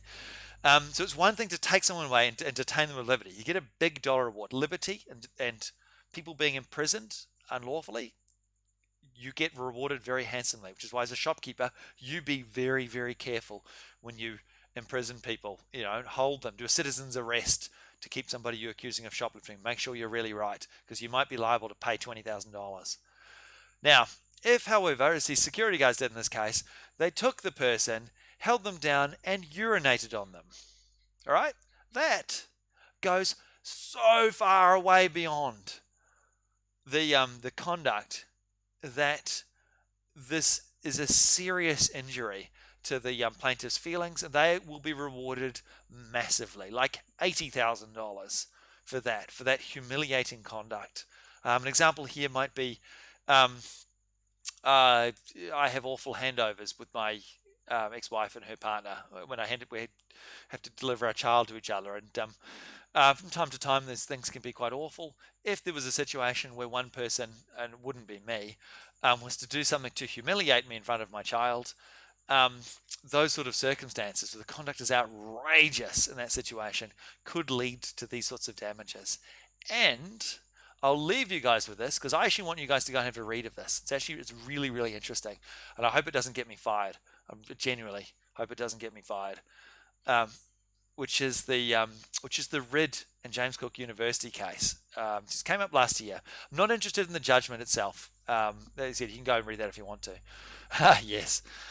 What I am interested in is for you guys to go and read the post-conduct behavior. Now, the reason why this comes up is that aggravated damages usually has to be pleaded, what they call specifically, but you usually have to ask for aggravated damages. And the difficulty is with this case, and I might even assess this, is that the conduct that was outrageous happened after the judgment was given. So you guys have to think about that. So remember, we go to court, you have something bad happen to you, you go to court and you get compensated, all right, for that. If the outrageous conduct happens after the judgment happens that says you won, in this case Mr. Ridd won, all right, because what had happened is that they said that he won back in April last year, but September last year they did the damages, the amount they'd have to pay. So it was quite a lot of money. It was like $1.1 or $1.2 million for the compensation of wages, but they also awarded $80,000 or $90,000 for what the judge felt was aggravated damages to do with the post-judgment conduct this will actually be really interesting because, to be honest, I actually think, JC, who are appealing this, I actually think they've got a good chance of getting up on that. It's a very unusual set of situation. The reason for that, I don't see, no, probably not, no, because it's being appealed. So if you appeal something, it stays, usually it stays the decision until the appeal is heard. All right. Now, I'm not going to make any comments about that sort of stuff. But it is interesting because the judge in this case said, look, I'm increasing the guy's ordinary damages because he couldn't plead aggravated damages because the outrageous conduct, insulting humiliation, came after the first judgment. All right, so you guys have a little think about that, whether or not that's actually appropriate of a judge to award, because the legal academic in me thinks it probably isn't. I think, and again, I'm certainly not giving, advising anyone in regards to this. Yeah, yeah, Hina. Yep, yep. Question? Nope. Can't hear if you put the thing up. But it's really for you guys to have a think about, because in this situation, how and where the law sits, I think, the judge in many ways might have been, um, a little bit, what do they not say, fast and loose, but oh yes, yes, yes, yeah, hi. Sorry, my fault. You saying after the judgment was given, there was not outrageous conduct by whom? By the university. So the university sent an email to all staff saying the judgment was wrong, that the judge got it all wrong, and that Mr. Ridd clearly knew what he was doing was wrong, but did it anyway. It was just the email got sent out to all of the staff. You guys, the students, wouldn't have seen it, but it's in the I'm not going to go into that because I don't really want to run the ire of anyone at this stage. But it's interesting because just in this particular area, the very very last thing we'll end with here, if you actually go into Westlaw and search post judgment behaviour, I found it is literally the only case in Westlaw with that particular set of keywords, which is interesting. It's probably, like I said, I'm actually quite interested to see how the appeal works in terms of that. I presume they're appealing all parts of it. You have friends. Well, yeah, that was the main part of what it is. Although, again, I don't really want to delve into it. If you guys want to do it, I haven't listed it up in there. You'll have to go and find it. I'm not going to go through and get in trouble for that. They can't afford to fire another one. Yeah, thanks. But it is very interesting for the this ordinary and aggravated damages. I want you guys to have a think about: is it good law for people to have this aggravated damages awarded after, for conduct that happened after the judgment was actually made? Really want you guys to have a think about that, because it's a really quite interesting contentious area of law, and it literally is happening right now in here. Can't find in one law lecture here. There we go. So gonna leave you guys with that one there to have a think about stuff. Yeah, Nathan. Yep. You want us to say what we think? I want no, no, no. I want you guys to just have a think. And I think, look, there is a question. One of the discussion board questions is about that, because it's what you guys think good law is. This is a master's level subject, so it's really for you guys to at the barest minimum, you have to know what these four things are: nominal, ordinary. Actually, I've given the answer. I think this is right. What would you say about Well, that's this thing. This is an AQF 9 subject. You have to move beyond there being right and wrong answers. There are better and worse arguments, maybe, but as part of making those arguments, it is implicit in your knowledge that you understand. In this case, you understand all four of these terms: nominal, ordinary, aggravated, exemplary. When you are making an argument to your peers, to others, to people in the community, to whoever, about, in this particular case, whether or not aggravated damages ought not to be awarded for post judgment behavior, that's for you to think. You're allowed to have an opinion. You must have an opinion. It's actually one of those really, really neat things about learning at this level. It's implicit for you to be able to have an opinion, make an argument, that you know what these things are. So if I was just to ask you, Hina, what's the difference between ordinary, aggravated, and exemplary damages? You could just explain that in a sentence, because you need to know that.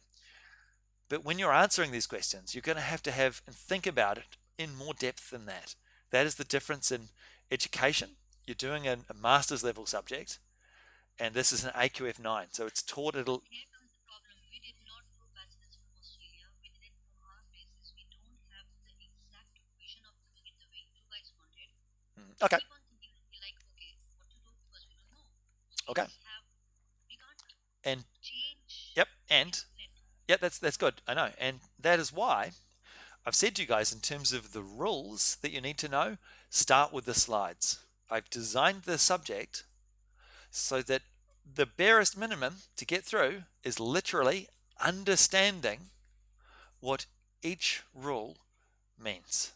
Each of the rules in the slides. If you can understand each of those and you could explain it back to me what each of those rules are, that is the core knowledge that you need to answer the question that is in the discussion board and in the assessment.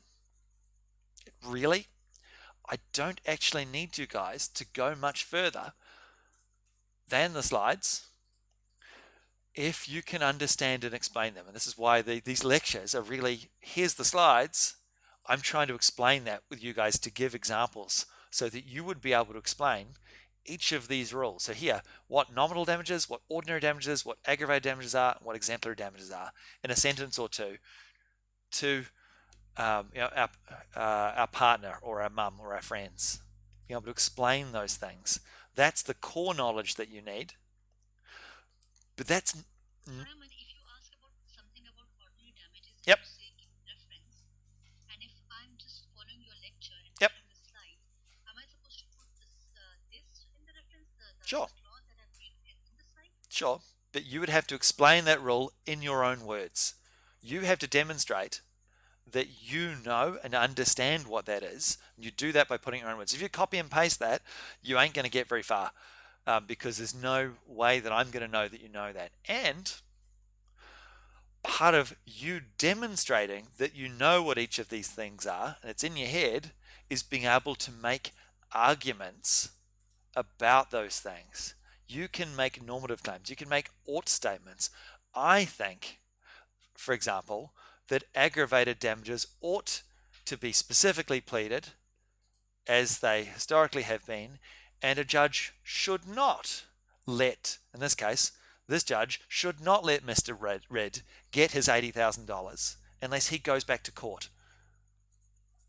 Because if, and again, this is me sort of thinking out loud, but this is the sort of reasoning I want you guys to get. If you know and understand what all four of these things are, you'd know that, look, the whole purpose of aggravated damages is different from ordinary damages. If he wants to go and plead aggravated damages, he has to go back to court because the conduct happened after the first judgment happened. Now, that's one argument. Or you could make the opposite of that, which is, hey, the courts have to be flexible. Mr. Red couldn't have known about that at the time because it happened after the judgment. And it seems really silly, very wasteful to go back to court the second time. These are the sorts of arguments that I want you guys to develop. But you're only going to get that when you understand what each of those rules are. If you can explain each of these rules for each of the slides and explain every rule in a sentence or two in your own words, you're going to do fine. Nathan, yep. When court giving us the what do you call any judgment, can we challenge them? Sorry, if you go to somebody sues you and they get a dollar award, can you challenge that award? Yes, you do it through appealing. The appeals process is what you do. So if you're in the Magistrates Court, you can appeal under Section 222 of the Justices Act to the District Court in Queensland. If you're in the District Court or the Supreme Court, you can appeal to the Court of Appeal in Queensland. But in high court, like in the top position. Yep, you can do that. To go from the Court of Appeal to the High Court, you must demonstrate to a few judges before you can do that appeal. You have to demonstrate that a grave injustice was occurred or it's an important area of law that needs resolving. You have to, that is what's called the leave process. You have to be granted leave. You don't get by right to go to the High Court. You do get by right to go from the Magistrate to the District Court. I think you actually get by right to go to the Court of Appeal as well. I think that is actually the case in Queensland. You can do it by right. You have to pay a fee. And remember, if you lose, you're going to have to pay the other side's fee of court costs as well. So it can be very expensive. And so that's why it's they say that. And certainly, I remember having a parking ticket in the magistrate's court that I contested and lost. Had to pay the council's thing, and I went to appeal it, and the council said, "Oh, well, sure. If you win, we'll just appeal to the Court of Appeal and make you pay our costs, which will be like $20,000. So you can do it if you want." Um, so I basically got strong armed in that situation. So it didn't really matter how that panned out. I was going to have to pay someone's cost probably to go through, and it wasn't worth my time. So I do appreciate you have to make pragmatic business decisions as well as part and parcel of that. Okay, do we have any other questions here? I'm just going to quickly talk about the assessment, although to be honest, oh yeah, Nathan again, yep.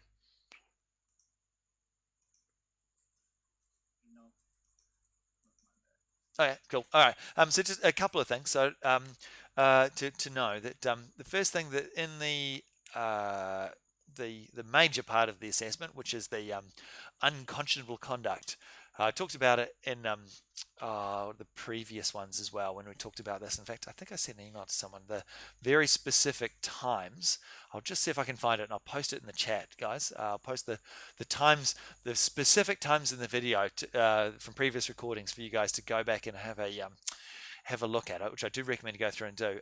Also, in the text, there's a bit where they talk about specifically about Section 21 of the Australian Consumer Law. The case I posted in the chat at the start, the ACCC and Lux number 2 or number 1, I think it is. I've put it in the chat at the very, very, very start. I'll just go through and look at my sent items. Oh, no, don't die on me. Oh, no, it's come back. Can you guys still hear me?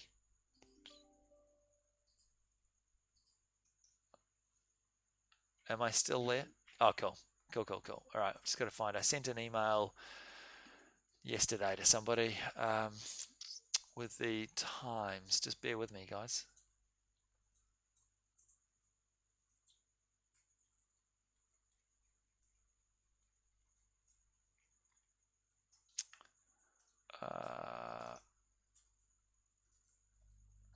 Who did I send it to? Oh, yeah, I did too. Sorry, I sent it to Sukhpreet. Sukhpreet, there you go. All right, so here we go. I'm reading Simon, the Peter Yeah. thing. Yeah. Oh, there's two. Remember that there are two. There are two. So you've got the April one and you've got the September one. So number 1 and number 2. So there we go. So these are the recordings. Well, here we go. Recording 1. Relevant information. It's the collaborate recording. So go back to recording number 1, and then the statutory rules of recording number 4, and the definitions of unconscionable undue influence and the defences are in recording number 2. If you do want to go back and listen to those ones in particular. So I've got the times there about the statutory rules, and I'll just grab the case from the very start, which was where was it? The very, very start. Oh, I might have to just Google it. ACCC and Lux Distributors. I think it was number 1.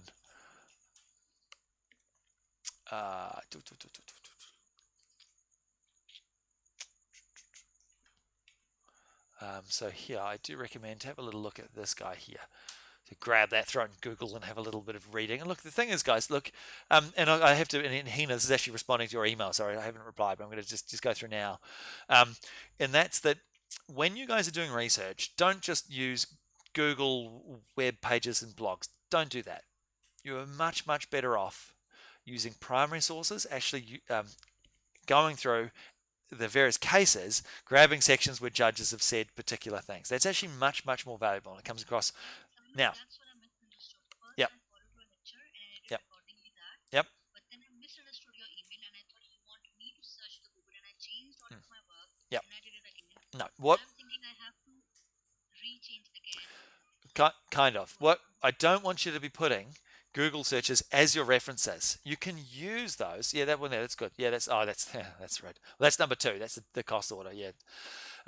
Now that is the one that I mean. Now, but what I don't want, you can go through and read those web blogs. They can be very, very useful to read to get an understanding of what it is these particular terms meant, what unconscionable means, what happened in that ACCC and Lux Distributors case.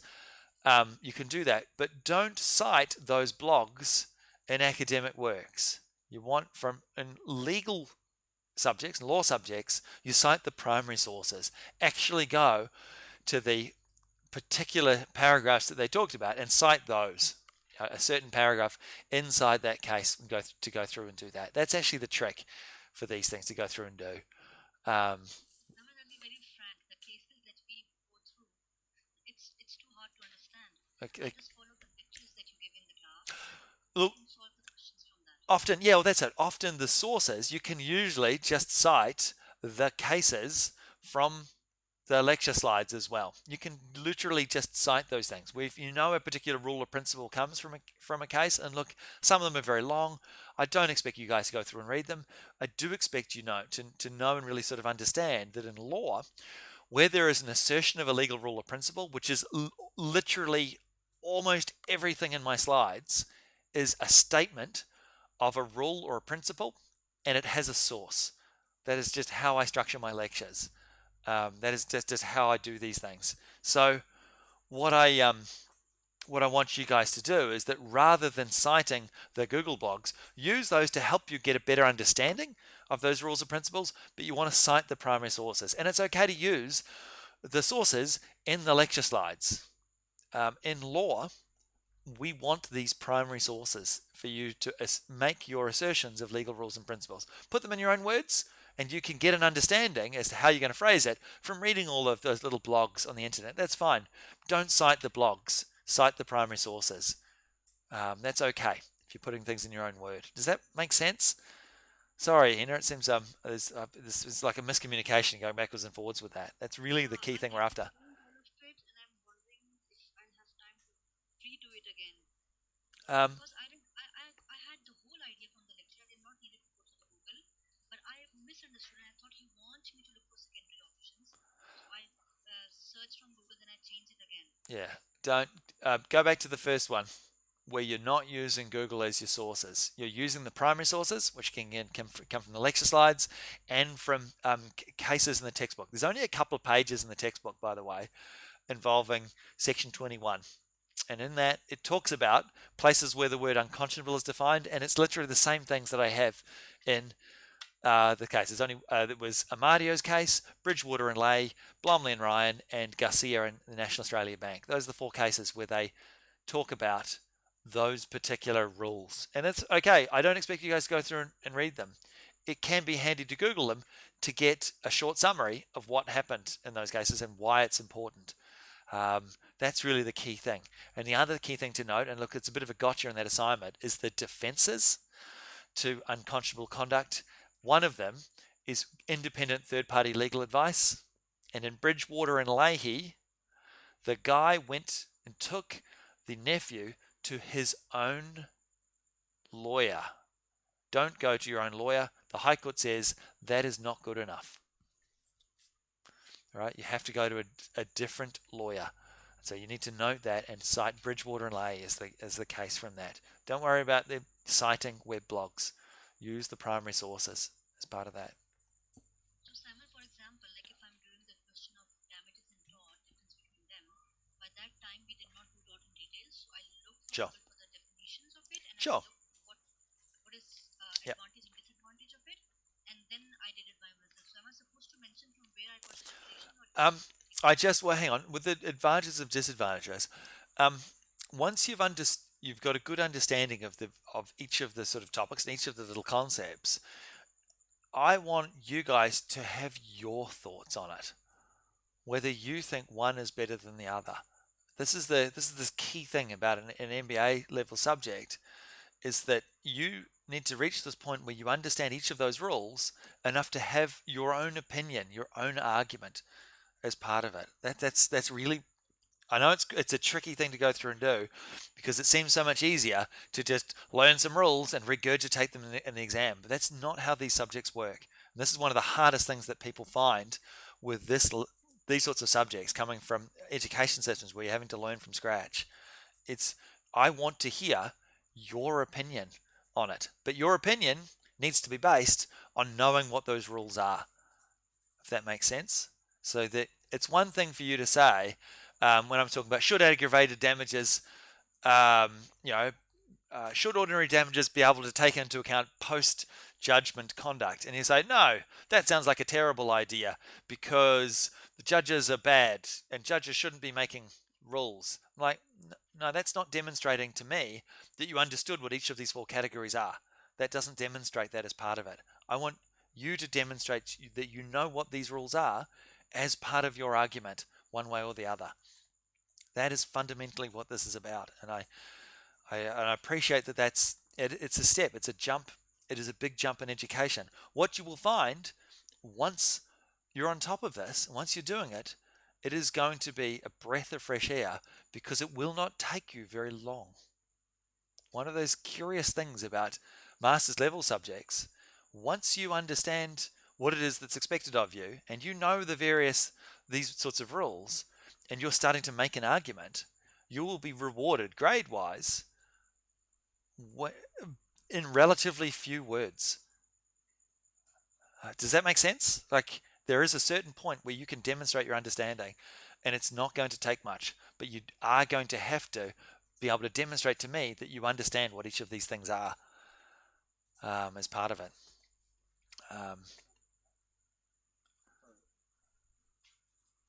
Yeah, it's a bit of clear as mud, eh? I just have a question regarding the case study, right? Sure. So, Sorry, I missed that. Is that Nathan? Sorry, I missed regarding the test. Was that?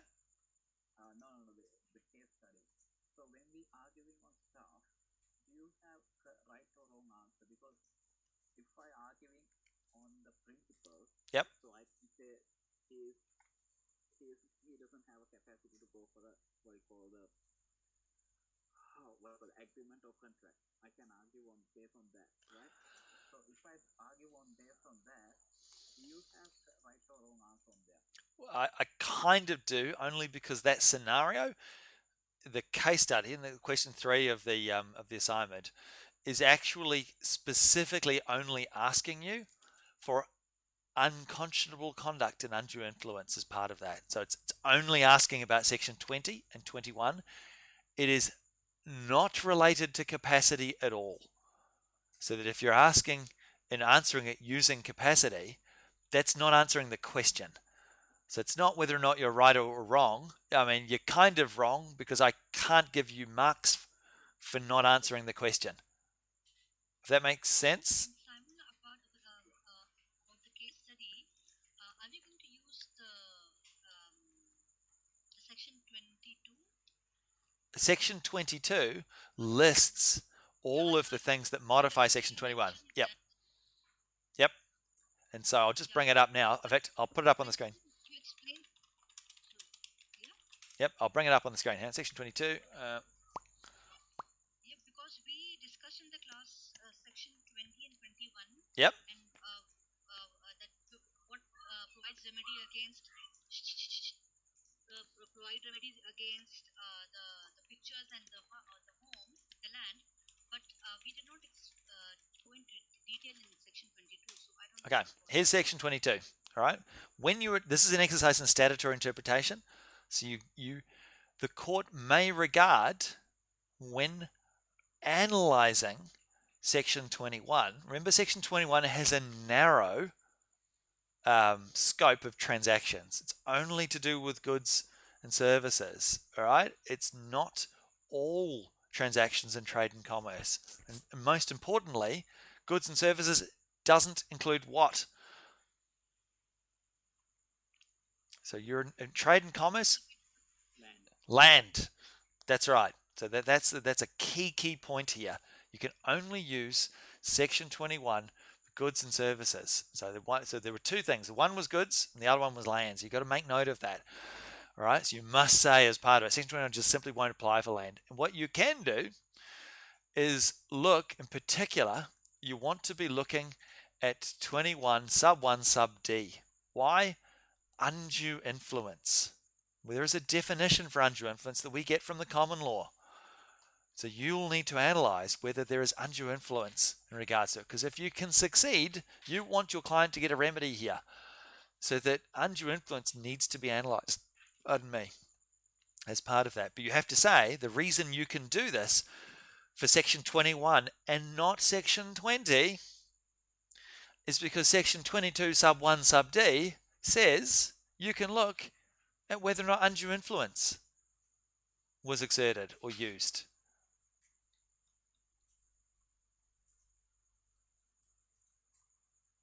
Okay? Sorry, you said sub 1 and sub D. Sub 1 sub D. D. It's on the section 22. It's on the it's in the chat right now. So section 22 is definitely part of your answer because section 22 gives the court the power to look at these things. All right? You've got one of them's relative strengths of bargaining positions. The other one, importantly from this case, is undue influence or pressure as part of it. Okay? That's important. It's really important because that's a key thing, a key difference here. Because this situation, guy's got a business, remember? So the guy's in business, but he's also acting as sort of maybe some sort of religious advisor, maybe, or possibly he's exerting actual control and domination. That's the Krishna case. So that these are things that you can look at and you want to analyze, and it is all in your slides as part of it. This particular provision isn't. This is part of the stat interpretation to go through and do. And you need to express that though. Because if you want your client to win, your client will win if they can get up, if they can have this included and argue that there was undue influence. That's really what we're trying to do here. I'm going to have to, I'm probably going to have to, Did you check my email?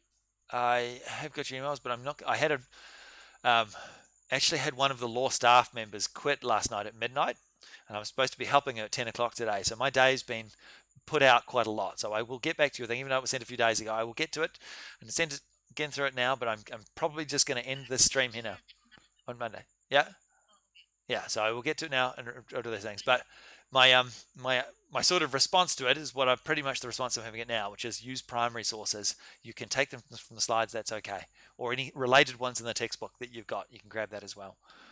Okay, any other questions, guys, really quickly? I'm going to end it there on the streaming. So I'm going to stop the recording now. And I wish you all a good evening for the rest of it. Oh, going to get to bed. Okay, see you, team. Stop the recording there.